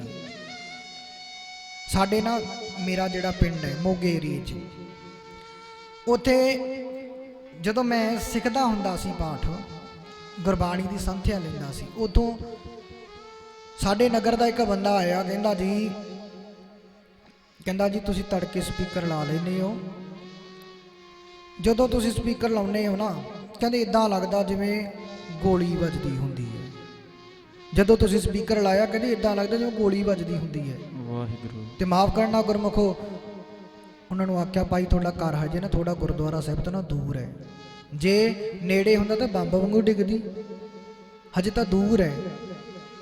ਇਦਾਂ ਗੁਰਬਾਣੀ ਸਾਨੂੰ ਚੰਗੀ ਨਹੀਂ ਲੱਗਦੀ, ਗੁਰਬਾਣੀ ਦੀ ਕਹੀ ਹੋਈ ਗੱਲ ਚੰਗੀ ਨਹੀਂ ਲੱਗਦੀ। ਚੰਗੀ ਕਿਹਨਾਂ ਨੂੰ ਲੱਗੇਗੀ? ਜਿਹੜੇ ਤੇਰੇ ਨਿਯਮਾਂ ਵਿੱਚ ਰਹਿਣਾ ਸਿੱਖ ਗਏ ਨੇ, ਜਿਨ੍ਹਾਂ ਨੂੰ ਤੇਰੇ ਨਿਯਮਾਂ ਦੀ ਜਾਂਚ ਆ ਗਈ, ਤੇਰੇ ਨਿਯਮਾਂ ਨੂੰ ਜਿਹੜੇ ਮੰਨਦੇ ਨੇ ਲੋਕ, ਉਹਨਾਂ ਨੂੰ ਇਹ ਸਭ ਕੁਝ ਚੰਗਾ ਲੱਗਦਾ ਹੈ। ਜੋ ਗੁਰੂ ਸਾਹਿਬਾਨ ਕਹਿੰਦੇ ਨੇ ਭਗਤ ਅਸਲ ਵਿੱਚ ਉਹੀ ਹੁੰਦਾ ਜਿਹੜਾ ਨਿਯਮਾਂ ਵਿੱਚ ਰਹਿੰਦਾ ਹੈ, ਕਹਿਣੇ ਵਿੱਚ ਰਹਿੰਦਾ ਹੈ। ਤੇ ਜਿਹੜਾ ਕਹਿਣੇ ਤੋਂ ਹੀ ਬਾਹਰ ਹੋ ਗਿਆ ਉਹ ਭਗਤ ਕਾਹਦਾ ਹੈ? ਸਾਡੇ ਨਾਵਾਂ ਦੇ ਨਾਮ ਵੱਖੋ ਵੱਖਰੇ ਬਣਾਏ ਹੋਏ ਨੇ, ਕੋਈ 108 ਬਣਿਆ ਫਿਰਦਾ, ਕੋਈ ਮਹਾਂਪੁਰਸ਼, ਕੋਈ ਸੰਤ ਬਣਿਆ ਫਿਰਦਾ, ਪਰ ਕਹਿਣੇ ਵਿੱਚ ਕੌਣ ਹੈ? ਭਗਤ ਤਾਂ ਮੇਰੇ ਵਰਗਾ ਹਰੇਕ ਹੀ ਕਵਾ ਲੈਂਦਾ ਹੈ। ਮੇਰੇ ਵਰਗਾ ਕਈ ਨੇ ਨਾ ਗੱਲੀ ਅਸੀਂ ਚੰਗੀਆਂ ਚਾਰੀ ਬੁਰੀਆਂ, ਗੱਲਾਂ ਵਿੱਚ ਤਾਂ ਮੈਂ ਵੀ ਬਹੁਤ ਭਗਤ ਬਣ ਜਾਣਾ ਹੈ, ਪਰ ਆਚਾਰ ਜਿਹੜਾ, ਮੇਰੇ ਵਿਚਾਰ ਜਿਹੜੇ ਨੇ, ਮੇਰੇ ਅੰਦਰਲਾ ਸੁਭਾਅ ਜਿਹੜਾ ਹੈ ਉਹ ਬੁਰਾ ਹੈ, ਉਹ ਮੈਨੂੰ ਚੰਗਾ ਨਹੀਂ ਲੱਗਦਾ। ਮੈਂ ਗੁਰਬਾਣੀ ਦੇ ਉਲਟ ਕੰਮ ਕਰਦਾ। ਜਿਹੜਾ ਬੰਦਾ ਪਰਮਾਤਮਾ ਦੀ ਗੁਰਬਾਣੀ ਦੇ ਅਕੋਰਡਿੰਗ ਚੱਲਦਾ, ਰੱਬ ਨੂੰ ਵੀ ਉਹੀਓ ਚੰਗੇ ਲੱਗਦੇ ਨੇ। ਇੱਕ ਆਪਾਂ ਪੜ੍ਹਦੇ, ਜਦੋਂ ਸਕੂਲਾਂ ਵਿੱਚ ਪੜ੍ਹਦੇ ਹੁੰਦੇ ਸੀ ਨਾ, ਉਦੋਂ ਇੱਕ ਸ਼ਬਦ ਪੜ੍ਹਦੇ ਹੁੰਦੇ ਸੀ ਉਹ, ਕਿ ਰੱਬ ਵੀ ਉਹਨਾਂ ਦੀ ਮਦਦ ਕਰਦਾ ਜਿਹੜੇ ਆਪਣੀ ਮਦਦ ਆਪ ਕਰਦੇ ਨੇ। ਵਾਹਿਗੁਰੂ। ਭਾਵ ਕਹਿਣ ਦਾ ਕੀ ਹੈ ਕਿ ਜੇ ਅਸੀਂ ਇਹ ਹਿੰਮਤ ਕਰਦੇ ਹਾਂ, ਉਦਮ ਕਰਦੇ ਹਾਂ, ਤੇਰੇ ਅਕੋਰਡਿੰਗ ਚੱਲਦੇ ਹਾਂ, ਤਾਂ ਹੀ ਤਾਂ ਤੈਨੂੰ ਅਸੀਂ ਚੰਗੇ ਲੱਗਾਂਗੇ। ਅਸੀਂ ਤੇਰੇ ਅਕੋਰਡਿੰਗ ਹੀ ਹੈ, ਤੂੰ ਮਦਦ ਸਾਡੀ ਤਾਂ ਕਰਦਾ। ਜਿੱਦਾਂ ਸਾਡੇ ਵਾਲੇ ਕਹਿੰਦੇ ਹੁੰਦੇ, ਚਰਨ ਚਰਨ ਗੁਰ ਏਕ ਪਿੰਡਾ ਜਾਏ, ਚੱਲ ਸਤਿਗੁਰ ਕੋਟ ਪਿੰਡਾ ਅੱਗੇ ਹੋਈ ਲੇਟ ਹੈ। ਇਹ ਇੱਕ ਕਦਮ ਜਿਹੜਾ ਇਹਨਾਂ ਵੱਲ ਵਧਾਇਆ, ਭਾਵ ਕਿ ਅਸੀਂ ਸਿੱਖਣਾ ਚਾਹੀਏ ਗੁਰਬਾਣੀ ਤੋਂ, ਤੇ ਬੜਾ ਕੁਝ ਹੈ ਸਾਡੇ ਕੋਲ ਸਿੱਖਣ ਵਾਸਤੇ। ਨਿੱਕੀਆਂ ਨਿੱਕੀਆਂ ਗੱਲਾਂ ਸਾਨੂੰ ਸਿਖਾਉਣਗੀਆਂ, ਨਿੱਕੀਆਂ ਨਿੱਕੀਆਂ ਗੱਲਾਂ। ਗੁਰੂ ਸਾਹਿਬਾਨ ਕਹਿੰਦੇ ਜੋਤੀ ਜੋਤ ਮਿਲਾਏ ਜੋਤ ਰਲ ਜਾਵੇਂਗੇ। ਇਸ ਗੁਰਬਾਣੀ ਦੀ ਅਕੋਰਡਿੰਗ ਆਪਣੀ ਸੋਚ ਮਿਲਾਉਣੀ ਪੈਣੀ ਹੈ। ਆਪਣੀ ਸੋਚ ਨੂੰ ਗੁਰਬਾਣੀ ਦੇ ਅਕੋਰਡਿੰਗ ਮਿਲਾਈਏ ਤਾਂ ਜਾ ਕੇ ਸਾਡਾ ਭਲਾ ਹੋਣਾ ਹੈ, ਜਿੱਦਾਂ ਸਤਿਗੁਰੂ ਜੀ ਕਹਿੰਦੇ ਨੇ।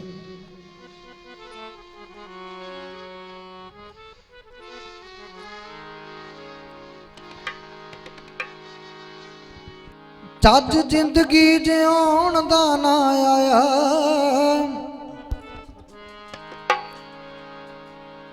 ਚੱਜ ਜ਼ਿੰਦਗੀ ਜਿਉਣ ਦਾ ਨਾ ਆਇਆ, ਬਾਣੀ ਤੋਂ ਦੱਸ ਕੀ ਸਿੱਖਿਆ। ਚੱਜ ਜ਼ਿੰਦਗੀ ਜਿਉਣ ਦਾ ਨਾ ਆਇਆ, ਬਾਣੀ ਤੋਂ ਦੱਸ ਕੀ ਸਿੱਖਿਆ।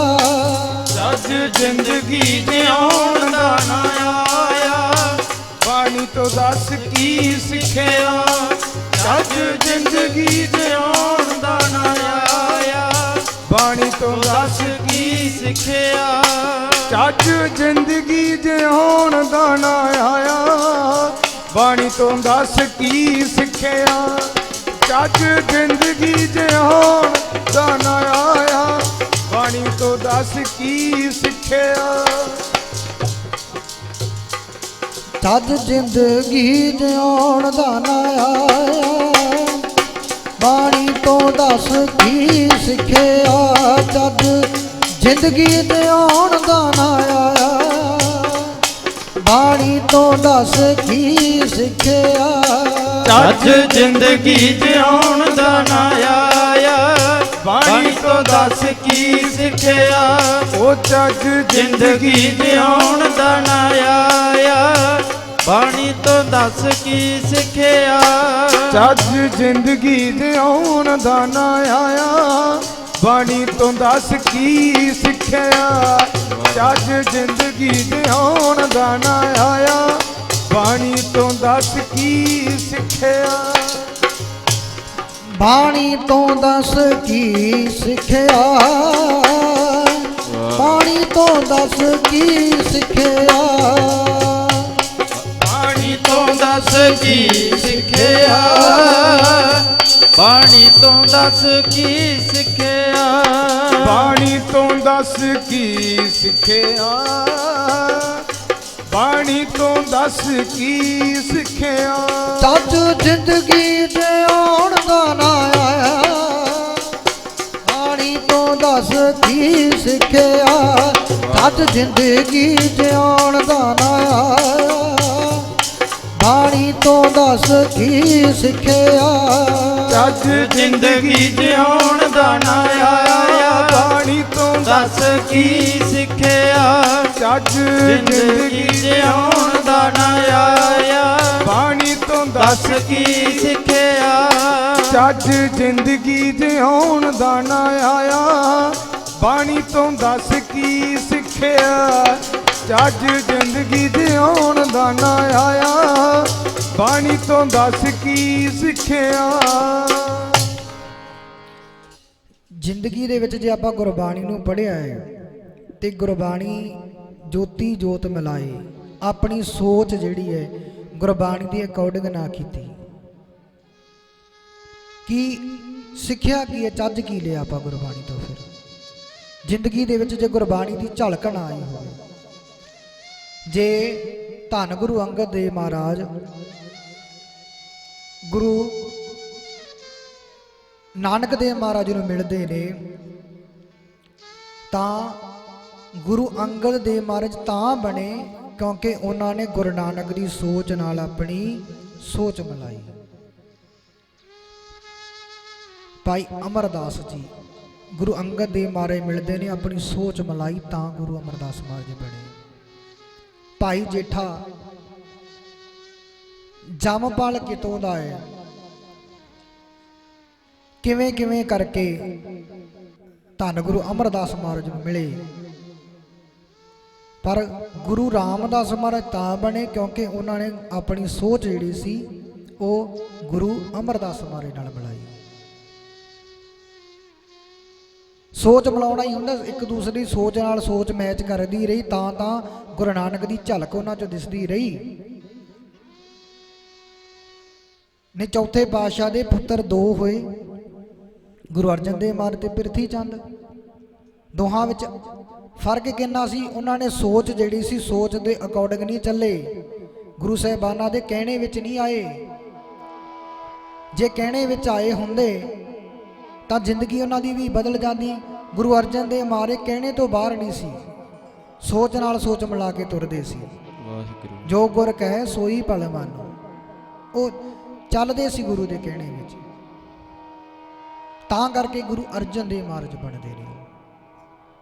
10 ਪਾਤਸ਼ਾਹੀਆਂ ਤੱਕ ਦੇਖੀ ਆਪਾਂ ਰਾਮ ਰਾਏ ਨੇ ਸੋਚ ਨਹੀਂ ਮਿਲਾਈ ਪ੍ਰਿਥੀ ਚੰਦ ਨੇ ਸੋਚ ਨਹੀਂ ਮਿਲਾਈ ਸ਼੍ਰੀ ਚੰਦ ਨੇ ਸੋਚ ਨਹੀਂ ਮਿਲਾਈ। ਕਿੰਨਾ ਕੁਝ ਦੱਸਣ ਨੂੰ ਪਿਆ ਹੈ ਇਤਿਹਾਸ ਦੇ ਵਿੱਚ ਕਿ ਜਿਨ੍ਹਾਂ ਜਿਨ੍ਹਾਂ ਨੇ ਸੋਚ ਨਹੀਂ ਮਿਲਾਈ ਗੁਰੂ ਘਰ ਦੇ ਵਿੱਚ ਰਹਿ ਕੇ ਵੀ ਗੁਰੂ ਘਰ ਦੇ ਪੁੱਤਰ ਹੋ ਕੇ ਵੀ ਤਾਂ ਵੀ ਆਪਣੀ ਸੋਚ ਨਾਲ ਸੋਚ ਨੂੰ ਮਿਲਾ ਨਹੀਂ ਸਕੇ। ਆਪਾਂ ਅੱਜ ਵੀ ਜੇ ਗੁਰੂ ਨਾਨਕ ਦੀ ਸੋਚ ਨਾਲ ਆਪਣੀ ਸੋਚ ਨੂੰ ਮਿਲਾਈਏ ਨਾ ਅੱਜ ਵੀ ਉਹ ਗੁਰੂ ਨਾਨਕ ਦੀ ਝਲਕ ਸਾਡੇ ਵਿੱਚ ਵੀ ਦਿਖ ਸਕਦੀ ਹੈ। ਵਾਹਿਗੁਰੂ ਸਾਡੇ ਅੰਦਰ ਵੀ ਉਹ ਗੁਰੂ ਨਾਨਕ ਵਾਲੀ ਸੋਚ ਆਉਂਦੀ ਹੈ ਜੇ ਆਪਾਂ ਚਾਹੀਏ ਤਾਂ ਜੇ ਮਨ ਚਾਹੁੰਦਾ ਹੈ। ਹੁਣ ਤੁਸੀਂ ਗਿਣਤੀ ਦੇ ਬੈਠੇ ਹੋ ਜੇ ਨਗਰ ਕਿੱਡਾ ਵੱਡਾ ਹੈ ਜਿਹੜਿਆਂ ਨੇ ਚਾਹਿਆ ਹੈ ਉਹੀ ਆਏ ਹੋ ਜਿਹੜੇ ਚਾਹੁੰਦੇ ਸੀ ਕਿ ਜਾਣਾ ਹੈ। ਜਿਹੜਿਆਂ ਨੇ ਚਾਹਿਆ ਹੀ ਨਹੀਂ ਮੈਂ ਜਾਣਾ ਨਹੀਂ ਮੈਂ ਸੁਣਨਾ ਨਹੀਂ ਮੈਂ ਕੁਝ ਸਿੱਖਣਾ ਨਹੀਂ ਉਹ ਵਾਂਝੇ ਰਹਿ ਜਾਣਗੇ। ਉਹ ਆਪਣੇ ਅੰਦਰ ਉਹਨਾਂ ਨੇ ਚਾਹਿਆ ਨਹੀਂ ਇਸ ਘਰ ਆਉਣਾ ਕੁਝ ਸੁਣਨਾ ਸਿੱਖਣਾ ਸਮਝਣਾ ਇਹ ਸਾਡੇ ਆਪਣੇ ਹੱਥ ਵੱਸ ਹੈ ਕਿ ਆਪਾਂ ਗੁਰਬਾਣੀ ਅਕੋਰਡਿੰਗ ਚੱਲ ਕੇ ਜ਼ਿੰਦਗੀ ਬਤੀਤ ਕਰਨੀ ਚਾਹੁੰਦੇ ਆ ਜਾਂ ਨਹੀਂ। ਪਰਮਾਤਮਾ ਨੇ ਸਭ ਨੂੰ ਇੱਕੋ ਜਿਹਾ ਸਭ ਕੁਝ ਦਿੱਤਾ ਹੈ, ਰੱਬ ਦਾ ਫਰਕ ਨਹੀਂ ਕਿਸੇ ਅੰਦਰ। ਇਹ ਹੁਣ ਸਾਡੇ ਤੇ ਡਿਪੈਂਡ ਹੈ ਕਿ ਅਸੀਂ ਸੋਚ ਨਾਲ ਸੋਚ ਮਿਲਾਉਂਦੇ ਆ ਜਾਂ ਨਹੀਂ।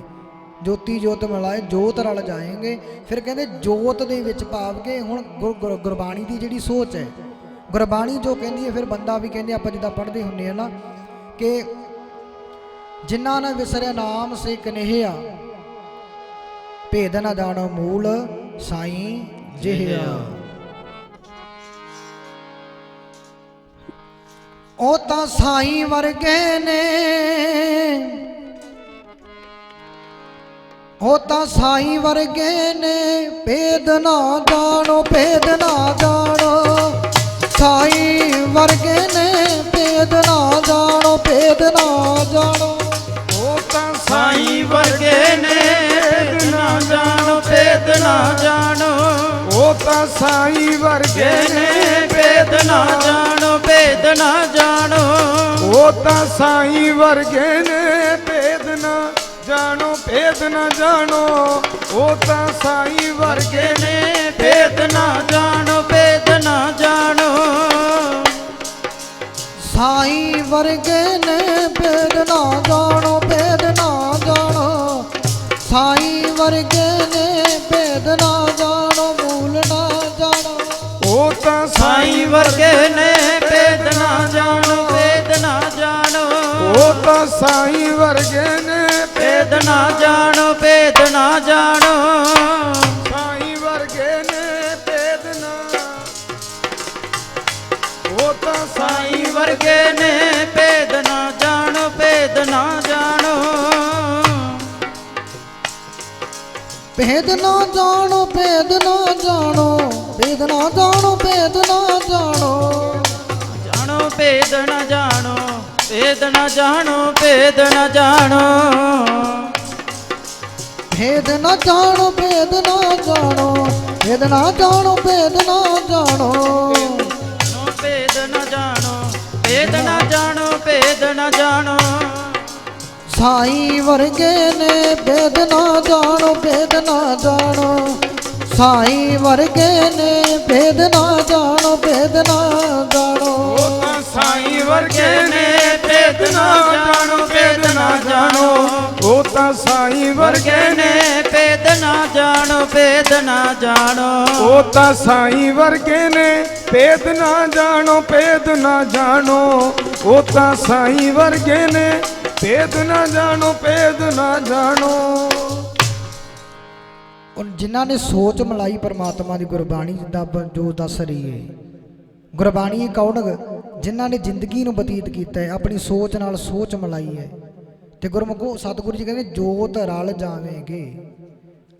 ਇਹ ਗੁਰਬਾਣੀ ਦੇ ਅਕੋਰਡਿੰਗ ਚੱਲ ਕੇ ਬੰਦਾ ਆਪਣੀ ਜ਼ਿੰਦਗੀ ਨੂੰ ਗੁਰਬਾਣੀ ਦੇ ਅਕੋਰਡਿੰਗ ਚਲਾ ਕੇ ਸਤਿਗੁਰੂ ਸੱਚੇ ਪਾਤਸ਼ਾਹ ਦੇ ਵਿੱਚ ਅਭੇਦ ਹੋ ਜਾਂਦਾ ਹੈ।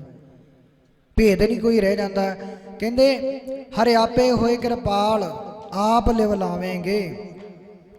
ਪਰਮਾਤਮਾ ਜਦੋਂ ਆਪ ਦਿਆਲ ਹੋ ਜਾਂਦਾ ਹੈ, ਹੁਣ ਦਿਆਲ ਹੋਣ ਦਾ ਮਤਲਬ ਵੀ ਇੱਦਾਂ ਥੋੜਾ ਕਿ ਆਪਾਂ ਕੋਈ ਅਰਦਾਸ ਸਪੈਸ਼ਲ ਕਰੀਏ ਜਿਹੜੀ ਸਾਡੇ ਤੇ ਦਿਆਲ ਹੋ ਜਾਣ, ਸਾਡੇ ਤੇ ਕਿਰਪਾ ਕਰ ਦੇਣ। ਰੱਬ ਬਾਹਰ ਹੋਵੇ ਤਾਂ ਗੱਲ ਕਰੀਏ, ਰੱਬ ਤਾਂ ਸਾਡੇ ਵਿੱਚ ਹੈ। ਸਾਡਾ ਅੰਦਰਲਾ ਚਾਹੇਗਾ, ਅੰਦਰਲਾ ਸਾਡਾ ਦਿਆਲ ਹੋਏਗਾ, ਮਨ ਸਾਡਾ ਦਿਆਲ ਹੋਏਗਾ, ਮਨ ਸਾਡਾ ਸਾਡੇ ਤੇ ਕਿਰਪਾ ਕਰੇਗਾ। ਮਨ ਸਾਡਾ ਚਾਹੇਗਾ ਕਿ ਗੁਰਬਾਣੀ ਨੂੰ ਸੁਣਨਾ ਸਮਝਣਾ ਹੈ। ਹਰਿ ਆਪੇ ਹੋਏ ਕਿਰਪਾਲ, ਆਪ ਲਿਵ ਲਾਵੇਂਗੇ। ਫਿਰ ਮਨ ਸਾਡਾ, ਮਨ ਤੂੰ ਜੋਤ ਸਰੂਪ ਹੈ, ਮਨ ਰੱਬ ਦਾ ਰੂਪ ਹੈ। ਇਹ ਆਪੇ ਹੀ ਫਿਰ ਇਹਨੇ ਮਿਲਣਾ ਵੀ ਕਿਹਦੇ ਨਾਲ? ਰੱਬ ਨਾਲ। ਪਰਮਾਤਮਾ ਦਾ ਰੂਪ ਜਿਹੜਾ, ਸਰੀਰ ਜਿਹੜਾ, ਫਿਰ ਰੱਬ ਦੇ ਨਾਲ ਹੀ ਮਿਲ ਜਾਂਦਾ ਹੈ ਜੇ ਅੰਦਰਲਾ ਚਾਹਵੇ ਤਾਂ। ਗੁਰਬਾਣੀ ਜ਼ਿੰਦਗੀ ਦੇ ਵਿੱਚ ਲਾਗੂ ਹੋ ਜਾਵੇ ਤਾਂ ਜ਼ਿੰਦਗੀ ਜਿਹੜੀ ਸਾਡੀ ਬੜੀ ਸੁਖਾਲੀ ਹੁੰਦੀ ਹੈ। ਗੁਰਬਾਣੀ ਦੇ ਅਕੋਰਡਿੰਗ ਚੱਲ ਕੇ ਜ਼ਿੰਦਗੀ ਬੜੀ ਸੌਖੀ ਲੱਗਦੀ ਹੈ। ਤੇ ਗੁਰਮੁਖ ਸਤਿਗੁਰੂ ਜੀ ਕਹਿੰਦੇ ਨੇ, ਜਨ ਨਾਨਕ ਸ਼ਰਨ ਦੁਆਰ, ਹਰ ਲਾਜ ਰਖਾਵੇਂਗੇ। ਜੇ ਇਸ ਦੀ ਸ਼ਰਨ ਵਿੱਚ ਆਏ, ਗੁਰਬਾਣੀ ਜਿੱਦਾਂ ਦੱਸਦੀ, ਜਨ ਨਾਨਕ ਸ਼ਰਨ ਦੁਆਰ, ਪਰਮਾਤਮਾ ਤੇਰੀ ਸ਼ਰਨ ਵਿੱਚ ਆਏ हर लाज रखावेंगे। हुण मैं अपनी इज्जत रखावांगा, इज्जत मेरी बन जावे, मेरी पत रखी जावे। ये अपने आप ते डिपेंड है कि इज्जत कराउणा जां ना कराउणा है। माड़े कर्म करांगे, भेड़े कर्म करदे किहड़ा चंगा कहंदा है। अज जीवन नूं सुधार लै, अज तू सोहना हो जाएगा। अज गुरबाणी नूं जिंदगी च लागू कर, अज सोहना है तू। किनका एक जिस जी बसावे, ताकि महिमा गणी ना आवे। एक किणका भी साडे मन च वस जावे, जिंदगी साडी सोहनी हो जाए। तां ही तां जिंदगी तो अज तंग बहुत आ, तां ही तां अज जिंदगी जिहड़ी साडी जिहड़ी है ये बेरुखी हुई पई है। जिंदगी तो हर एक इंसान जिहड़ा तंग होया फिरदा है। धन दौलतां वाले भी जिहड़े ने अज वो भी तंग ने, क्योंकि जिंदगी बेरुखी है, बेरंग है। मन कोरे रंग ना होए, मन तो साडा कोरा रह गया, रंग नहीं चढ़िया इहनूं। रंग चढ़ाया हुंदा मन नूं तां जिंदगी जिहड़ी साडी सौखी हो जाती, पर असीं अपनी लाज अपनी इज्जत जिहड़ी है अपने हत्थी गवाई फिरदे हां, आप गवाई फिरदे हां।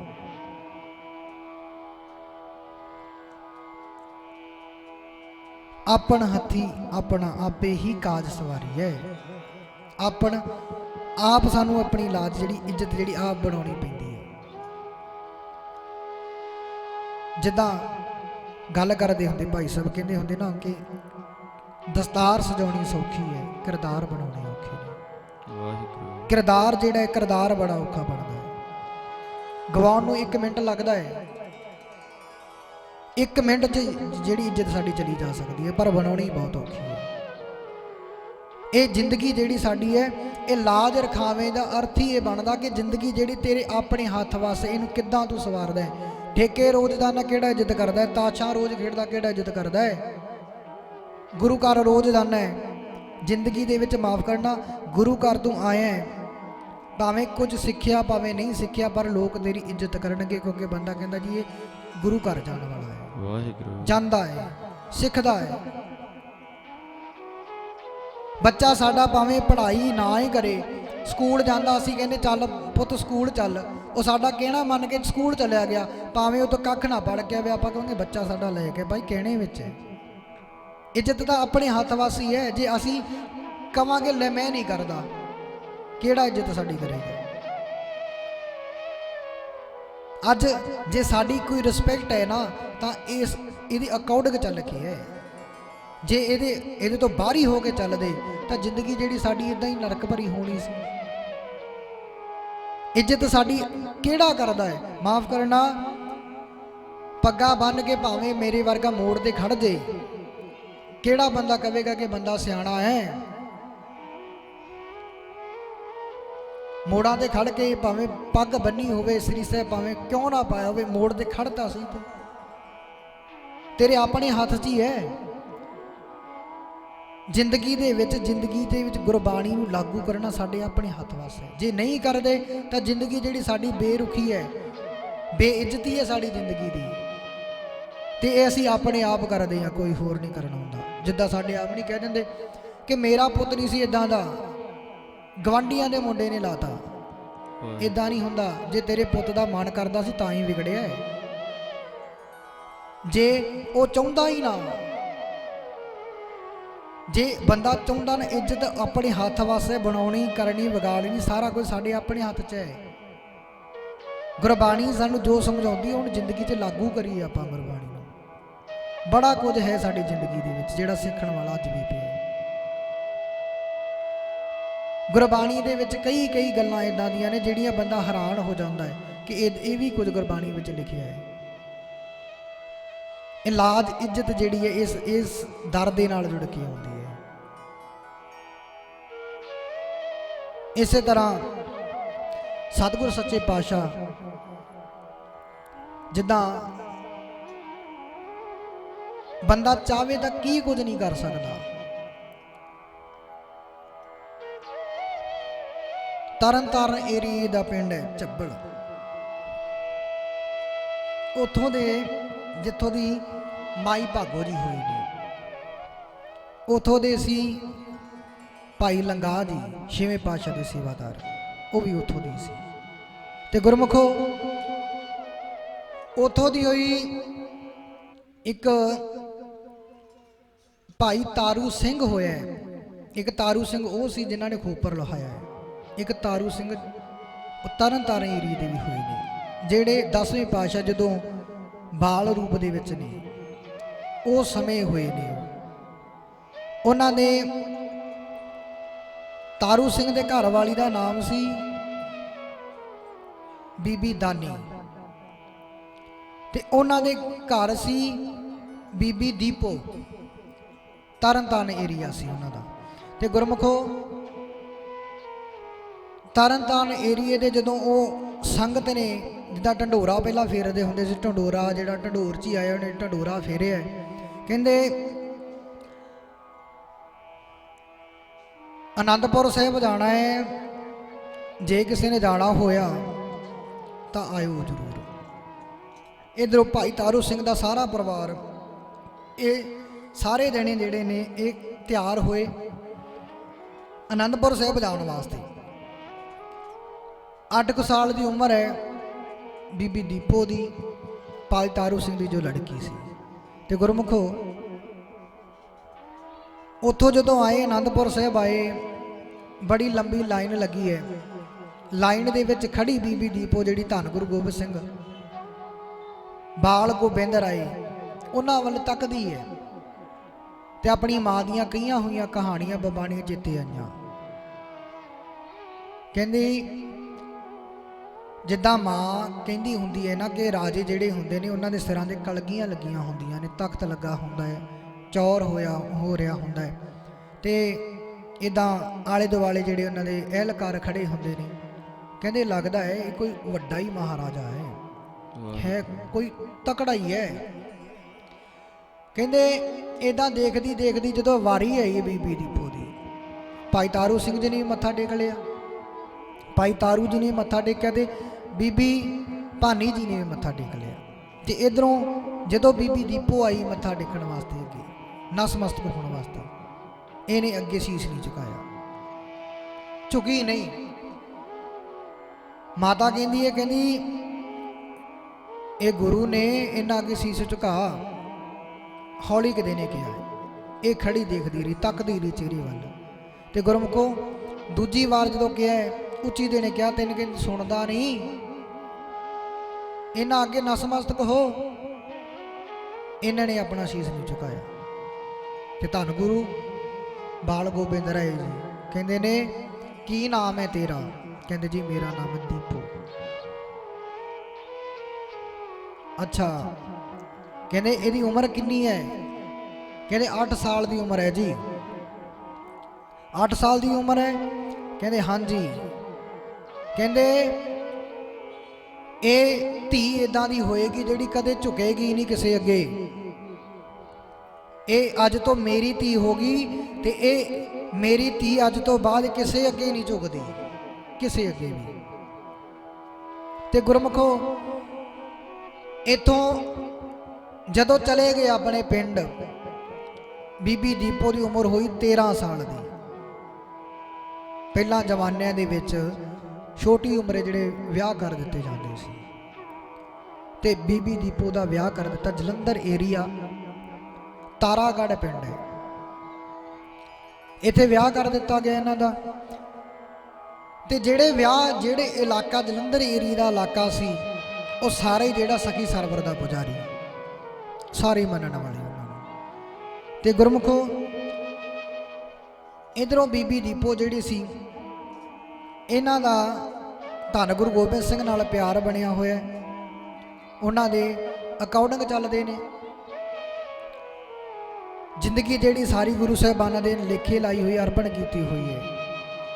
ਤੇ ਗੁਰਮੁਖੋ ਜਦੋਂ ਇੱਥੋਂ ਦਾ ਇੱਕ ਬਦਮਾਸ਼ ਸੀ, ਇਤਿਹਾਸ ਵਿੱਚ ਨਾਮ ਉਹਦਾ ਜੱਸੂ ਆਉਂਦਾ ਹੈ, ਜੱਸੂ ਨਾਮ ਦਾ। ਤੇ ਉਹਨੇ ਬੀਬੀ ਦੀਪੂ ਦਾ ਰੂਪ ਦੇਖ ਕੇ ਇਹਨੂੰ ਤਾੜਨਾ ਸ਼ੁਰੂ ਕੀਤਾ। ਅੱਖ ਰੱਖੀ ਮੈਲੀ, ਮੈਲੀ ਅੱਖ ਰੱਖੀ ਹੈ। ਇੱਕ ਦਿਨ ਰਸਤੇ ਵਿੱਚ ਤੁਰੀ ਜਾਂਦੀ ਤੇ ਇਹਨੇ ਬਾਂਹ ਫੜ ਲਈ ਬਾਂਹ ਫੜ ਕੇ ਰੋਕ ਲਿਆ। ਤੇ ਇਧਰੋਂ ਸ੍ਰੀ ਸਾਹਿਬ ਇਹਨਾਂ ਦੇ ਇੱਕ ਦਾਜ ਵਿੱਚ ਜਿਹੜਾ ਸ੍ਰੀ ਸਾਹਿਬ ਭੇਂਟ ਕੀਤਾ ਹੋਇਆ ਸੀ ਇਹਨਾਂ ਦੇ ਪਿਤਾ ਤਾਰੂ ਜੀ ਵੱਲੋਂ, ਇਹਨੇ ਉਹ ਸ੍ਰੀ ਸਾਹਿਬ ਕੱਢਿਆ, ਐਡਾ ਜਜ਼ਬਾ ਦਿਖਾਇਆ। ਤੇ ਉਹ ਬਦਮਾਸ਼ ਕਹਾਉਂਦਾ ਸੀ ਆਪਣੇ ਆਪ ਨੂੰ, ਤੇ ਇਧਰੋਂ ਕਰਾਰਾ ਮੂੰਹ ਕਰਕੇ ਬੁੜਨਾ ਪਿਆ, ਹਾਰਨਾ ਪਿਆ। ਇਹਨੇ ਫਿਰ ਜਾ ਕੇ ਨੂਰ ਮਹਿਲ ਦਾ ਰਾਜਾ ਸੀ ਜਿਹੜਾ ਸਖੀ ਸਰਵਰ ਨੂੰ ਮੰਨਦਾ ਸੀ, ਇਸਲਾਮ ਧਰਮ ਦਾ ਉਹ ਪੈਰੋਕਾਰ ਸੀ, ਨੂਰ ਮਹਿਲ ਦਾ ਨਾਹਰ ਖਾਨ ਉਹਦਾ ਨਾਮ ਸੀ। ਉਹਨੂੰ ਜਾ ਕੇ ਸ਼ਿਕਾਇਤ ਕੀਤੀ, ਕਹਿੰਦੇ ਸਾਡੇ ਇਲਾਕੇ ਦੇ ਵਿੱਚ ਇੱਕ ਗੁਰੂ ਦੀ ਸਿੰਘਣੀ ਆਈ ਹੋਈ ਹੈ ਜਿਹੜੀ ਤੇਰੇ ਨਾਲ ਬਗਾਵਤ ਕਰਨਾ ਚਾਹੁੰਦੀ ਹੈ। ਆਪਾਂ ਸਖੀ ਸਰਵਰ ਨੂੰ ਪੂਜਦੇ ਆ, ਇਹ ਉਹਨਾਂ ਨੂੰ ਮੰਨਦੀ ਨਹੀਂ, ਲੋਕਾਂ ਨੂੰ ਆਪਣੇ ਨਾਲ ਰਲਾ ਕੇ ਨਾ ਭੜਕਾਉਂਦੀ ਫਿਰਦੀ ਹੈ। ਇਹ ਭੜਕਣਾ ਜਿਹੜੀ ਉਹਦੇ ਅੰਦਰ ਤੇਰੇ ਨਾਲ ਬਗਾਵਤ ਕਰਨ ਨੂੰ ਫਿਰਦੀ ਹੈ। ਤੇ ਇਧਰੋਂ ਨਾਹਰ ਖਾਂ ਆਇਆ। ਨਾਹਰ ਖਾਂ ਜਦੋਂ ਆਉਂਦਾ ਹੈ ਤੇ ਇਹਦਾ ਸਹੁਰਾ ਪਰਿਵਾਰ ਜਿਹੜਾ ਹੈ, ਸਹੁਰੇ ਪਰਿਵਾਰ ਦੇ ਵਿੱਚ ਆ ਕੇ ਇਹਨੇ ਕਿਹਾ ਉਸ ਬੀਬੀ ਨੂੰ, ਕਹਿੰਦਾ ਇਸਲਾਮ ਕਬੂਲ ਲੈ, ਨਹੀਂ ਜ਼ਿੰਦਗੀ ਤੋਂ ਹੱਥ ਧੋ ਲੇਗੀ। ਇਧਰੋਂ ਇਹ ਕਹਿੰਦੇ ਬੀਬੀ ਦੀਪੋ ਅੱਗੋਂ ਜਵਾਬ ਦਿੰਦੀ, ਕਹਿੰਦੀ ਮੈਨੂੰ ਗੁਰੂ ਗੋਬਿੰਦ ਸਿੰਘ ਦੀ ਸਿੱਖਿਆ ਹੈ, ਮੈਂ ਉਹਦੇ ਨਾਲ ਦੀ ਸਿੰਘਣੀ ਆ, ਤੂੰ ਚੁਕਾ ਨਹੀਂ ਸਕਦਾ ਮੈਨੂੰ। ਕਹਿੰਦੇ ਜਦੋਂ ਇੰਨੀ ਗੱਲ ਕਹੀ ਤੇ ਇਹਨੇ ਹਮਲਾ ਕਰਨਾ ਚਾਹਿਆ। ਨਾਹਰ ਖਾਂ ਜਿਹੜਾ ਘੋੜੇ ਤੇ ਸਵਾਰ ਹੋ ਕੇ ਆਇਆ, ਇਹਨੇ ਹਮਲਾ ਕਰਨਾ ਚਾਹਿਆ, ਤਲਵਾਰ ਦੇ ਨਾਲ ਇਹਨਾਂ ਨੇ ਵਾਰ ਕੀਤਾ। ਇਧਰੋਂ ਬੀਬੀ ਦੀਪੋ ਨੇ ਵੀ ਐ ਚੰਗੀ ਤਰ੍ਹਾਂ ਜਿਹੜਾ ਜਜ਼ਬਾ ਸੀ, ਗੱਤਕੇ ਦੀ ਖਿਡਾਰੀ ਸੀ ਉਹ, ਇਹਨਾਂ ਨੇ ਉਹਨੂੰ ਮੋੜਿਆ, ਜਵਾਬ ਦਿੱਤਾ ਉਹਨੂੰ। ਅੰਤ ਜਿਹੜਾ ਸੀ ਨਾਹਰ ਖਾਨ ਨੂੰ ਨੂਰ ਮਹਿਲ ਦਾ ਜਿਹੜਾ ਸਿਪਾਹੀ ਸੀ, ਉੱਥੋਂ ਦਾ ਠਾੜੇਦਾਰ ਸੀ, ਉਹਨੂੰ ਮੁੜਨਾ ਪੈ ਗਿਆ।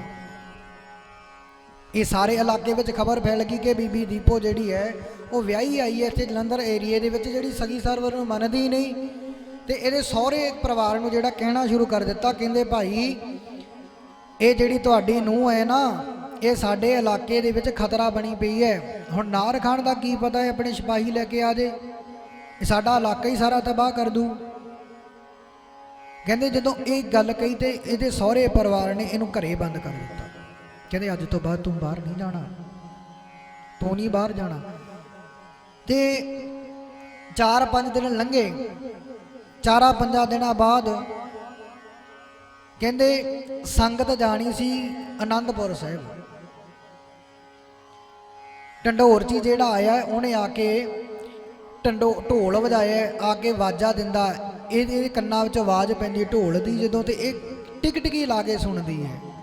ਕਹਿੰਦੇ ਭਾਈ ਗੁਰੂ ਗੋਬਿੰਦ ਸਿੰਘ ਦੇ ਦਰਸ਼ਨ ਕਰਨ ਵਾਸਤੇ ਸੰਗਤ ਜਿਹੜੀ ਜਾ ਰਹੀ ਹੈ ਨੂਰ ਮਹਿਲ, ਉਹ ਜਿਹੜੀ ਸੰਗਤ ਪਹੁੰਚੀ ਹੋਈ ਹੈ ਉੱਥੇ ਅੱਜ ਦਾ ਰਾਤ ਵਿਸ਼ਰਾਮ ਕਰਨਾ। ਸੁਬਾਹ ਪਹਿਲੇ ਪੈਰੀ ਇਹਨਾਂ ਨੇ ਜਿਹੜਾ ਹੈ ਉਹ ਚਾਲੇ ਪਾ ਦੇਣੇ, ਜੇ ਕੋਈ ਸੰਗਤ ਜਿਹੜੀ ਜਾਣਾ ਚਾਹੁੰਦੀ ਹੋਵੇ ਤਾਂ ਇੱਥੋਂ ਉਹਨਾਂ ਨਾਲ ਰਲ ਸਕਦੀ ਹੈ। ਇਹਦੇ ਜਦੋਂ ਕੰਨਾਂ ਵਿੱਚ ਆਵਾਜ਼ ਪਈ, ਲੋਕ ਪਹਿਲਾਂ ਜਿੱਦਾਂ ਆਪਾਂ ਅੰਮ੍ਰਿਤ ਵੇਲਾ ਜਦੋਂ ਹੁੰਦਾ ਸੀ, ਪੌ ਫਟਾਲਾ ਜਦੋਂ ਹੋਣਾ ਤੇ ਗੁਰਮੁਖੋ, ਉਦੋਂ ਲੋਕ ਜਿਹੜੇ ਸੀ ਆਪਣੇ ਖੇਤਾਂ ਨੂੰ ਤੁਰ ਜਾਂਦੇ ਸੀ, ਆਪਣੇ ਕੰਮਾਂ ਧੰਦਿਆਂ ਨੂੰ ਲੱਗ ਜਾਂਦੇ ਸੀ। ਸਾਡੇ ਵਰਗੇ ਆਲਸੀ ਨਹੀਂ ਸੀ ਉਹ, ਪਹਿਲਾਂ ਵਾਲੇ ਕਾਇਮ ਸੀਗੇ ਸਾਡੇ ਨਾਲੋਂ ਕਿਤੇ। ਉਹ ਉੱਠੇ, ਸਾਰਾ ਪਰਿਵਾਰ ਜਿਹੜਾ ਆਪੋ ਆਪਣੇ ਕੰਮਾਂ ਧੰਦਿਆਂ ਨੂੰ ਤੁਰ ਪਿਆ।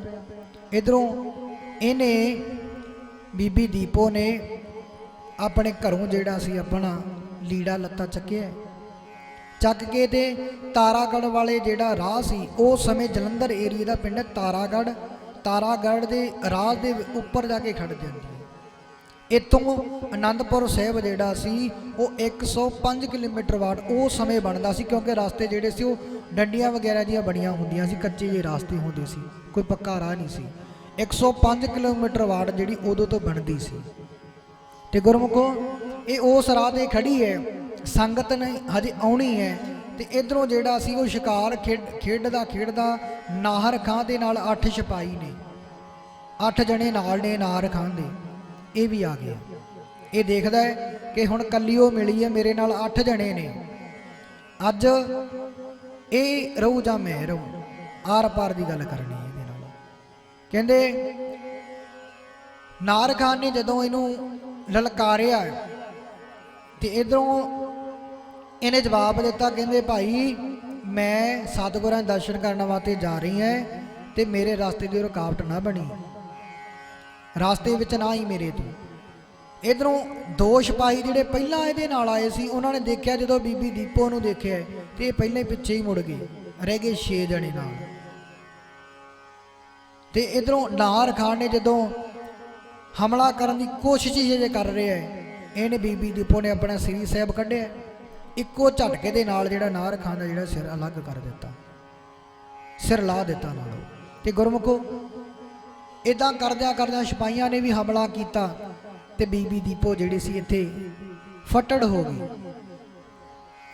ਕਈ ਫੱਟ ਲੱਗ ਗਏ ਨੇ ਸਰੀਰ ਨੂੰ, ਤਲਵਾਰ ਦੇ ਫੱਟ ਜਿਹੜੇ ਬੜੇ ਡੂੰਘੇ ਡੂੰਘੇ ਲੱਗੇ ਹੋਏ ਨੇ, ਖੂਨ ਜਿਹੜਾ ਤ੍ਰਿਪ ਤ੍ਰਿਪ ਵਗਦਾ ਹੈ। ਪਰ ਸਿਪਾਹੀਆਂ ਨੂੰ ਇੱਕ ਨੂੰ ਵੀ ਬਾਹਰ ਨਹੀਂ ਜਾਣ ਦਿੱਤਾ, ਸਾਰੇ ਇੱਥੇ ਹੀ ਕਿਨੇ ਖਤਮ ਕਰ ਦਿੱਤੇ। ਫੱਟ ਲੱਗੇ ਇੱਥੇ ਤੇ ਇਹਦੇ ਨੂੰ ਸੰਗਤ ਵੀ ਆਈ, ਰਾਸ਼ਨ ਵਾਲਾ ਗੱਡਾ ਸੀ ਉਹਨਾਂ ਕੋਲ। ਜਦੋਂ ਬੀਬੀ ਦੀਪੂ ਨੂੰ ਦੇਖਦੇ ਨੇ ਜ਼ਖਮੀ ਹਾਲਤ ਦੇ ਵਿੱਚ, ਤੇ ਇਧਰੋਂ ਇਹ ਰਾਸ਼ਨ ਵਾਲੇ ਗੱਡੇ ਦੇ ਵਿੱਚ ਇਹਦੇ ਜ਼ਖਮਾਂ ਦੇ ਉੱਪਰ ਉਸ ਸਮੇਂ ਜਿਹੜਾ ਇਹ ਕੱਪੜਾ ਵਗੈਰਾ ਜੋ ਉਹਨਾਂ ਦਾ ਸਾਧਨ ਬਣਿਆ, ਉਹਨਾਂ ਨੇ ਜ਼ਖਮ ਜਿਹੜੇ ਸੀ ਉਹਨਾਂ ਦਾ ਖੂਨ ਕੇਰਾ ਬੰਦ ਕਰ ਦਿੱਤਾ ਗਿਆ। ਇਹਨਾਂ ਨੂੰ ਗੱਡੇ ਰਾਸ਼ਨ ਵਾਲੇ 'ਚ ਪਾ ਕੇ ਅਨੰਦਪੁਰ ਸਾਹਿਬ ਵੱਲ ਨੂੰ ਰਵਾਨਾ ਹੋਏ। ਤੇ ਗੁਰਮੁਖ ਜਦੋਂ ਰਵਾਨਾ ਹੋਏ, ਉੱਥੇ ਰਸਤੇ ਕੱਚੇ ਸੀ, ਗੱਡੇ ਦਾ ਟਾਇਰ ਜਿਹੜੇ ਸੀ ਉਦੋਂ ਇਦਾਂ ਡਾਵਾਂ ਡੋਲ ਹੁੰਦੇ ਸੀ ਸਾਰੇ, ਉਖਲੀ ਵਿੱਚ ਵੱਜਣਾ, ਸਰੀਰ ਨੂੰ ਝਟਕਾ ਪੈਣਾ, ਜਿੱਥੇ ਜ਼ਖਮ ਹੋਵੇ ਉੱਥੇ ਝਟਕਾ ਪਵੇ ਤਾਂ ਜ਼ਿਆਦਾ ਦਰਦ ਕਰਦਾ, ਖੂਨ ਵੀ ਜ਼ਿਆਦਾ ਨਿਕਲਦਾ। ਅਨੰਦਪੁਰ ਸਾਹਿਬ ਤੱਕ ਦਾ ਪਿੰਡਾ ਤੈਅ ਕਰਦਾ ਬੀਬੀ ਦੀਪੋ ਦਾ ਜਿਹੜਾ ਖੂਨ ਜ਼ਿਆਦਾ ਨਿਕਲਣ ਕਾਰਨ ਇੱਥੇ ਬੇਹੋਸ਼ ਹੋ ਗਈ। ਬੇਹੋਸ਼ ਹੋਈ ਸੰਗਤ ਜਿਹੜੀ ਹੈ ਪਹੁੰਚੀ ਜਦੋਂ ਅਨੰਦਪੁਰ ਸਾਹਿਬ, ਬਾਲ ਗੋਬਿੰਦ ਰਾਏ ਜੀ ਆਏ ਬਾਹਰ, ਕਹਿੰਦੇ ਖਬਰ ਇਹਨਾਂ ਤੱਕ ਪਹੁੰਚ ਗਈ ਸੀ ਪਿੱਛੇ ਕਿ ਇਦਾਂ ਕਰਕੇ ਬੀਬੀ ਦੀਪੋ ਨਾਲ ਆਹ ਭਾਣਾ ਜਿਹੜਾ ਵਾਪਰ ਗਿਆ।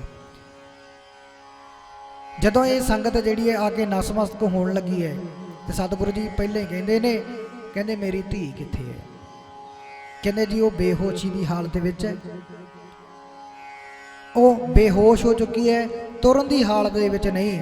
ਸਤਿਗੁਰੂ ਜੀ ਕਹਿੰਦੇ ਜਾ ਕੇ ਉਹਨੂੰ ਸੁਨੇਹਾ ਲਾਓ ਕਿ ਤੈਨੂੰ ਗੁਰੂ ਸਾਹਿਬਾਨਾਂ ਨੇ ਸੱਦਿਆ ਹੈ, ਬੁਲਾਇਆ ਹੈ ਤੈਨੂੰ। ਤੇ ਗੁਰਮੁਖੋ ਜਾ ਕੇ ਜਦੋਂ ਇਹ ਦੋ ਜਣੇ ਗਏ, ਜਾ ਕੇ ਬੀਬੀ ਦੀਪੋ ਨੂੰ ਸੁਨੇਹਾ ਲਾਉਂਦੇ ਨੇ, ਕਹਿੰਦੇ ਤੁਹਾਨੂੰ ਧੰਨ ਗੁਰੂ ਬਾਲ ਗੋਬਿੰਦ ਰਾਏ ਜੀ ਬੁਲਾ ਰਹੇ ਨੇ, ਚੱਲੋ। ਇਹ ਇੱਕਦਮ ਕਾਇਮ ਹੋ ਗਈ। ਜਜ਼ਬਾ ਹੀ ਇਦਾਂ ਦਾ ਹੈ, ਜਦੋਂ ਗੁਰੂ ਸਾਹਿਬਾਨ ਨਾਲ ਬੰਦਾ ਕੋਈ ਜੁੜਿਆ ਹੋਵੇ ਨਾ, ਜਜ਼ਬਾ ਅੰਦਰ ਏਡਾ ਪੈਦਾ ਹੋ ਜਾਂਦਾ ਹੈ, ਬੰਦਾ ਜਾਨ ਪੈ ਜਾਂਦੀ ਅੰਦਰ। ਜਦੋਂ ਆਪਾਂ ਇਹਨਾਂ ਨੂੰ ਸੁਣਦੇ ਹਾਂ, ਇਹ ਜਾਨ ਸਾਡੇ ਅੰਦਰ ਆ ਜਾਂਦੀ ਹੈ ਜਦੋਂ ਆਪਾਂ ਗੁਰਬਾਣੀ ਨੂੰ ਸੁਣਦੇ ਹਾਂ। ਇਹ ਜ਼ਿੰਦਗੀ ਜਿਉਣ ਦਾ ਚੱਜ ਆ ਜਾਂਦਾ ਹੈ, ਇਹ ਰਾਹ ਮਿਲ ਜਾਂਦਾ ਸਾਨੂੰ, ਨਵਾਂ ਸਪਿਰਿਟ ਭਰ ਜਾਂਦਾ ਸਾਡੇ ਅੰਦਰ। ਪਰ ਗੁਰਬਾਣੀ ਨੂੰ ਕੁਝ ਸੁਣਨ ਸਮਝਣ ਵਾਲਾ ਹੋਵੇ ਸੀ, ਗੁਰੂ ਨੂੰ ਕੋਈ ਸੁਣਨ ਵਾਲਾ ਹੋਵੇ ਸੀ, ਜਿਗਰਾ ਹੀ ਹੁੰਦਾ ਇਹ ਵੀ ਕੋਈ ਸੁਣਨ ਦਾ।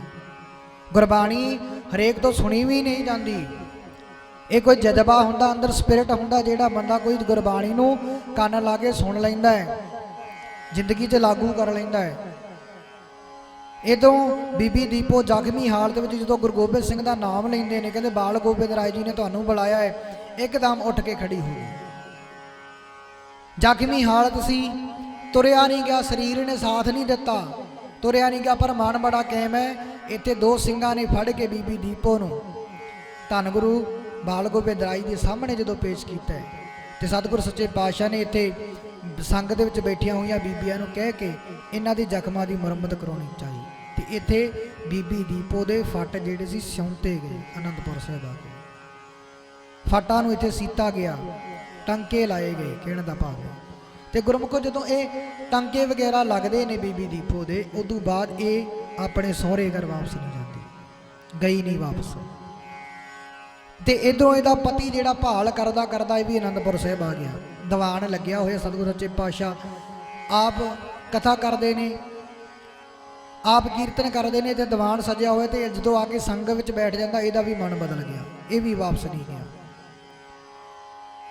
ਸਮਾਂ ਬੀਤਦਾ ਗਿਆ, ਸਮਾਂ ਆ ਗਿਆ ਵਿਸਾਖੀ ਵਾਲਾ ਦਿਨ। 14 ਅਪ੍ਰੈਲ 1699 ਦਾ 1699 ਦਾ ਸਮਾਂ ਆ ਗਿਆ। ਇੱਥੇ ਅੰਮ੍ਰਿਤ ਛਕਾਇਆ ਗਿਆ। ਬੀਬੀ ਦੀਪੋ ਇੱਥੇ ਅੰਮ੍ਰਿਤ ਛਕ ਕੇ ਬੀਬੀ ਦੀਪ ਕੌਰ ਬਣਦੀ ਹੈ। ਇਹਦੇ ਘਰ ਵਾਲਾ ਇੱਥੇ ਅੰਮ੍ਰਿਤ ਛਕ ਕੇ ਬਾਬਾ ਜੀਵਨ ਸਿੰਘ ਉਹਦਾ ਨਾਮ ਜਿਹੜਾ ਆਉਂਦਾ ਉਹ ਬਣਦਾ ਹੈ। ਇੱਕ ਭਾਈ ਜੈਤਾ ਜੀ ਨੂੰ ਜੀਵਨ ਸਿੰਘ ਕਿਹਾ ਜਾਂਦਾ ਹੈ। ਇੱਕ ਇਹ ਬੀਬੀ ਦੀਪ ਕੌਰ ਦੇ ਘਰ ਵਾਲੇ ਦਾ ਨਾਮ ਹੀ ਜੀਵਨ ਸਿੰਘ ਬਣਿਆ। ਅੰਮ੍ਰਿਤ ਛਕਣ ਤੋਂ ਬਾਅਦ ਪਹਿਲਾਂ ਸਖੀ ਸਰਵਰ ਦਾ ਪੁਜਾਰੀ ਸੀ। ਤੇ ਗੁਰਮੁਖੋ ਇੰਨਾ ਜਜ਼ਬਾ ਇੰਨਾ ਸਪਿਰਿਟ ਜੇ ਜ਼ਿੰਦਗੀ ਵਿੱਚ ਸਾਡੇ ਆਵੇ ਆਪਾਂ ਕੀ ਨਹੀਂ ਕਰ ਸਕਦੇ ਜ਼ਿੰਦਗੀ 'ਚ। ਹਰ ਇੱਕ ਚੀਜ਼ ਸਾਡੇ ਅੰਦਰ ਸੰਭਵ ਹੈ। ਹਰ ਇੱਕ ਮੁਸ਼ਕਲ ਜਿਹੜੀ ਅਸੀਂ ਚੱਲ ਸਕਦੇ ਹਾਂ ਸਰੀਰ ਦੇ ਉੱਪਰ ਜੇ ਚਾਹੀਏ ਤਾਂ ਕਰਨਾ ਚਾਹੀਏ ਤਾਂ ਹਰ ਕੁਝ ਚੀਜ਼ ਸੰਭਵ ਹੈ ਸਾਡੇ ਕੋਲ। ਕੋਈ ਦੁਨੀਆ ਤੇ ਸਾਡੇ ਨਾਮੁਮਕਿਨ ਚੀਜ਼ ਨਹੀਂ ਜਿਹੜੀ ਆਪਾਂ ਕਰ ਨਹੀਂ ਸਕਦੇ। ਸਾਰਾ ਕੁਝ ਹੀ ਕਰ ਸਕਦੇ ਹਾਂ ਪਰ ਜਜ਼ਬਾ ਹੋਵੇ ਸਾਡੇ ਅੰਦਰ ਸਪਿਰਿਟ ਹੋਵੇ। ਤੇ ਇਹ ਤੋਂ ਬਾਅਦ ਜਦੋਂ ਆਨੰਦਪੁਰ ਸਾਹਿਬ ਤੇ ਹਮਲਾ ਹੁੰਦਾ ਹੈ, ਆਨੰਦਪੁਰ ਸਾਹਿਬ ਦੇ ਹਮਲੇ ਤੋਂ ਬਾਅਦ ਸ਼ਾਹੀ ਟਿੱਬੀ ਤੇ ਬੀਬੀ ਦੀਪ ਕੌਰ ਤੇ ਭਾਈ ਜੀਵਨ ਸਿੰਘ ਇਹ ਦੋਨੇ ਜਣੇ ਸ਼ਾਹੀ ਟਿੱਬੀ ਤੇ ਜਾ ਕੇ ਸ਼ਹੀਦ ਹੁੰਦੇ ਨੇ। ਇੰਨਾ ਜਜ਼ਬਾ ਇੰਨਾ ਸਪਿਰਿਟ ਸਾਡੇ ਅੰਦਰ ਉਹ ਭਰਿਆ ਜਾਵੇ ਤਾਂ ਜੋ ਸਾਡੀ ਜ਼ਿੰਦਗੀ ਵੀ ਸਫਲੀ ਹੋ ਜਾਏ। ਆਪਾਂ ਵੀ ਇਸ ਜ਼ਿੰਦਗੀ ਨੂੰ ਸੁਧਾਰ ਲਈਏ। ਜ਼ਿੰਦਗੀ ਦੇ ਵਿੱਚ ਕੁਝ ਨਾ ਕੁਝ ਤਾਂ ਸਿੱਖੀਏ ਤਾਂ ਸਹੀ ਆਪਾਂ। ਪਰ ਗੁਰਬਾਣੀ ਤੋਂ ਅਸੀਂ ਸਿੱਖਿਆ ਨਹੀਂ, ਚੱਜ ਅਸੀਂ ਸਿੱਖਦੇ ਨਹੀਂ। ਜਿਹੜੇ ਬੰਦੇ ਗੁਰਬਾਣੀ ਤੋਂ ਚੱਜ ਸਿੱਖਦੇ ਨੇ ਬਾ ਕਮਾਲ ਹੋ ਜਾਂਦੇ ਨੇ। ਕਿੰਨਾ ਕੁਝ ਹੈ ਸਾਡੇ ਕੋਲ ਦਿਮਾਗ ਦੇ ਅੰਦਰ ਜੇ ਸੁਣੀਏ ਤਾਂ। ਜਿੱਦਾਂ ਗੁਰੂ ਸਾਹਿਬਾਨ ਦੱਸਦੇ ਹੁੰਦੇ ਸੀ,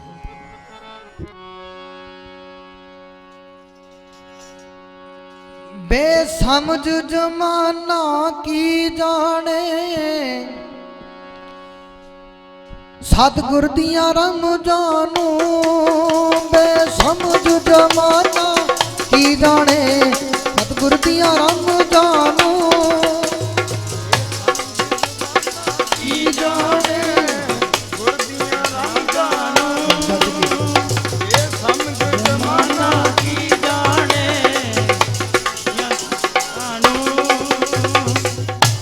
ਜ਼ਮਾਨਾ ਕੀ ਜਾਣੇ ਸਤਿਗੁਰ ਦੀਆਂ ਰਮਜ਼ਾਨੂ। ਬੇਸਮਝ ਜ਼ਮਾਨਾ ਕੀ ਜਾਣੇ ਸਤਿਗੁਰ ਦੀਆਂ ਰਮਜ਼ਾਨੂ। ਸਤਿਗੁਰ ਦੀਆਂ ਰਮਜ਼ਾਨੂ ਗੁਰ ਦੀਆਂ ਰਮਜ਼ਾਨੂ।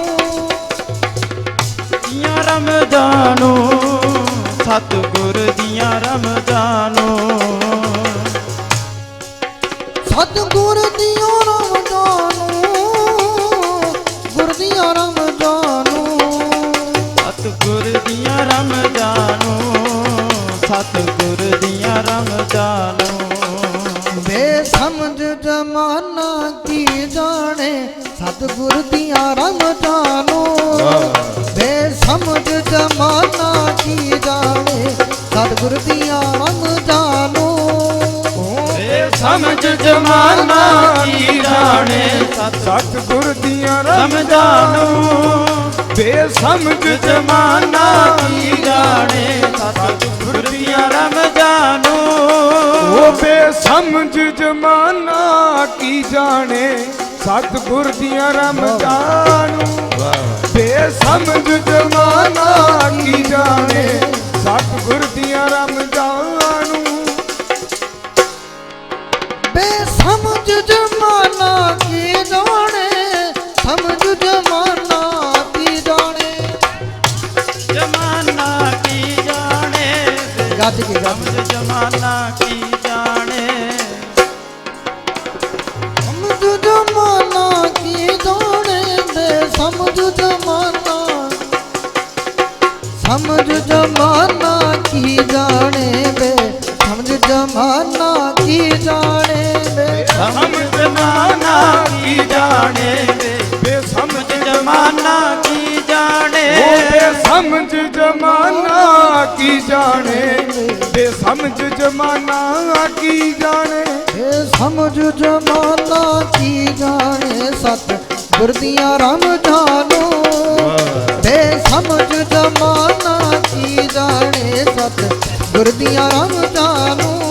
ਉਹ ਬੇਸਮਝ ਜ਼ਮਾਨਾ ਕੀ ਜਾਣੇ ਸਤਿਗੁਰ ਦੀਆਂ ਰਮਜ਼ਾਨੂ। ਜਾਣੋ ਬੇਸਮਝ ਜਮਾਨਾ ਕੀ ਜਾਣੇ ਸਤਿਗੁਰ ਦੀਆਂ ਰਮ ਜਾਣੋ ਉਹ ਬੇਸਮਝ ਜਮਾਨਾ ਕੀ ਜਾਣੇ ਰਮ ਜਾਣੋ ਬੇਸਮਝ ਜਮਾਨਾ ਕੀ ਜਾਣੇ ਸਤਿਗੁਰ ਦੀਆਂ ਰਮ ਜਾਣੋ ਕਹਿੰਦੇ ਇਹ ਬੇਸਮਝ ਜ਼ਮਾਨਾ ਜਿਹੜਾ ਹੈ, ਜਿਹਨੇ ਸਮਝ ਲੈਣਾ ਹੀ ਨਹੀਂ ਚਾਹੁੰਦਾ, ਜਿਹੜਾ ਬੰਦਾ ਬੇਸਮਝ ਹੋ ਕੇ ਮੁਗਧ ਤੁਰਿਆ ਫਿਰਦਾ ਹੈ, ਉਹ ਸਤਿਗੁਰ ਸੱਚੇ ਪਾਤਸ਼ਾਹ ਦੀ ਗੁਰਬਾਣੀ ਨੂੰ ਕੀ ਸਮਝੇਗਾ। ਸਾਡੇ ਗੁਰਬਾਣੀ ਨੂੰ ਆਧਾਰ ਬਣਾ ਕੇ ਨਾ ਕਈਆਂ ਨੇ ਆਪਣਾ ਬਿਜ਼ਨਸ ਚਲਾਇਆ ਹੋਇਆ। ਵਾਹਿਗੁਰੂ ਗੁਰਬਾਣੀ ਨੂੰ ਆਧਾਰ ਮੰਨਿਆ, ਗੁਰਬਾਣੀ ਦੀ ਪੰਕਤੀ ਜਿਹੜੀ ਲੈ ਕੇ ਉਹਦੇ ਨਾਲ ਬੰਦਿਆਂ ਨੇ ਏਡੀਆਂ ਭੈੜੀਆਂ ਜਿਹੜੀਆਂ ਵਿਚਾਰਾਂ ਆਪਣੀਆਂ ਬਣਾਈਆਂ ਪਈਆਂ ਨੇ। ਬੇਸਮਝ ਹੀ ਤੁਰੇ ਫਿਰਦੇ ਨੇ, ਮੁਗਧ ਹੀ ਨੇ। ਤੇ ਗੁਰੂ ਸਾਹਿਬਾਨ ਕਹਿੰਦੇ ਨੇ ਇਹ ਗੁਰਬਾਣੀ ਦਾ ਅੰਮ੍ਰਿਤ ਜਿਹੜਾ ਹੈ, ਇਹ ਛਕ ਕੇ ਬੰਦਾ ਜ਼ਿੰਦਗੀ ਨੂੰ ਆਪਣੀ ਨਿਹਾਲ ਕਰ ਸਕਦਾ ਹੈ। ਜਿੱਦਾਂ ਆਪਾਂ ਸੁਖਮਨੀ ਸਾਹਿਬ 'ਚ ਪੜ੍ਹਦੇ ਹੁੰਦੇ ਆ ਨਾ, ਨਿਰਮਲ ਰਸਨਾ ਅੰਮ੍ਰਿਤ ਪੀਓ ਸਦਾ ਸੁਹੇਲਾ ਕਰ ਲੈ ਜੀਓ। ਇਹ ਅੰਮ੍ਰਿਤ ਜਿਹੜਾ ਗੁਰਬਾਣੀ ਦਾ ਜਿਹੜਾ ਸਾਨੂੰ ਇਹ ਛਕਣਾ ਚਾਹੀਦਾ। ਜੇ ਆਪਾਂ ਬਾਹਰੀ ਅੰਮ੍ਰਿਤ ਛਕ ਲਿਆ, ਖੰਡੇ ਦੀ ਪੌਲ ਤਾਂ ਛਕ ਲਈ ਹੈ, ਪਰ ਇਹ ਗਿਆਨ ਵਾਲਾ ਜਿਹੜਾ ਅੰਮ੍ਰਿਤ ਹੈ ਇਹ ਵੀ ਛਕੀਏ। ਸਾਡੀ ਜ਼ਿੰਦਗੀ ਜਿਹੜੀ ਹੈ ਉਹ ਨਿਹਾਲ ਹੋਵੇ। ਸਦਾ ਸੁਹੇਲਾ ਕਰ ਲੈ ਜੀਓ, ਸਦਾ ਵਾਸਤੇ ਸੁਹੇਲੇ ਹੋ ਜੇ, ਸਦਾ ਵਾਸਤੇ ਅਸੀਂ ਗੁਰਬਾਣੀ ਨੂੰ ਜ਼ਿੰਦਗੀ 'ਚ ਵਸਾ ਕੇ ਜ਼ਿੰਦਗੀ ਜਿਹੜੀ ਨਿਹਾਲ ਕਰ ਲਈ ਆਪਣੀ। ਕਹਿੰਦੇ ਨੈਣੋ ਪੇਖ ਠਾਕੁਰ ਕਾ ਰੰਗ, ਇਹਨਾਂ ਅੱਖਾਂ ਦੇ ਨਾਲ ਪਰਮਾਤਮਾ ਮੈਂ ਤੇਰਾ ਰੰਗ ਦੇਖਾਂ, ਤੇਰੇ ਬਣਾਈ ਹੋਈ ਕਾਇਨਾਤ ਨੂੰ ਦੇਖਾਂ, ਤੇਰੇ ਰੰਗ ਜਿਹੜੇ ਤੇਰੀ ਕਾਇਨਾਤ ਹੈ। ਨੈਣੋ ਪੇਖ ਠਾਕੁਰ ਕਾ ਰੰਗ, ਦੁਨੀਆ ਬੜੀ ਸੋਹਣੀ ਆ ਖੂਬਸੂਰਤ ਹੈ, ਪਰ ਦੇਖਣ ਵਾਲਾ ਨਜ਼ਰੀਆ ਜਿਹੜਾ ਸਾਡਾ ਉਹ ਬਦਲੀਏ। ਜ਼ਿੰਦਗੀ ਨੂੰ ਦੇਖਣ ਦਾ ਨਜ਼ਰੀਆ ਸਾਡਾ ਬਦਲੇ। ਨੈਣੋ ਪੇਖ ਅੱਖਾਂ ਨਾਲ ਰੰਗ, ਦੁਨੀਆ ਦਾ ਜਿਹੜਾ ਖੇਲ ਹੈ, ਖੇਡ ਜਿਹੜੇ ਰੰਗ ਨੇ ਕਿੰਨੇ ਸੋਹਣੇ ਨੇ। ਜੇ ਦੁਨੀਆ ਆਪਾਂ ਦੇਖਣੀ ਚਾਹੀਏ, ਹੁਣ ਆਪਾਂ ਸਾਰੇ ਕਹਿੰਦੇ ਆ ਕਿ ਦੁਨੀਆ ਕਿੱਦਾਂ ਦੀ ਹੋ ਗਈ, ਦੁਨੀਆ ਖਰਾਬ ਹੋ ਗਈ ਦੁਨੀਆ। ਤੇ ਦੁਨੀਆ ਜਿਹੜੀ ਖਰਾਬ ਕਿਵੇਂ ਹੋਈ, ਅਸੀਂ ਵੀ ਵਿੱਚ ਹੀ ਆ ਗਏ। ਅਸੀਂ ਸਾਰੇ ਵਿੱਚ ਹੀ ਆਉਂਦੇ ਹਾਂ। ਗੁਰਬਾਣੀ ਦੇ ਅਕੋਰਡਿੰਗ ਜਿਹੜੀ ਦੁਨੀਆ ਸਾਡੇ ਨਾਲ ਹੀ ਬਣਦੀ ਹੈ। ਇਹਨਾਂ ਅੱਖਾਂ ਨਾਲ ਤੂੰ ਜਿੱਦਾਂ ਦਾ ਦੇਖਣਾ ਚਾਹੁੰਦਾ ਉਦਾਂ ਦਾ ਦੇਖ ਸਕਦਾ। ਨੈਣੋ ਪੇਖ, ਨੈਣਾ ਨਾਲ ਅੱਖਾਂ ਨਾਲ ਦੇਖਦਾ ਸੀ ਰੰਗ, ਤੂੰ ਕਿੱਦਾਂ ਦੇ ਦੇਖਣਾ ਚਾਹੁੰਦਾ ਹੈ।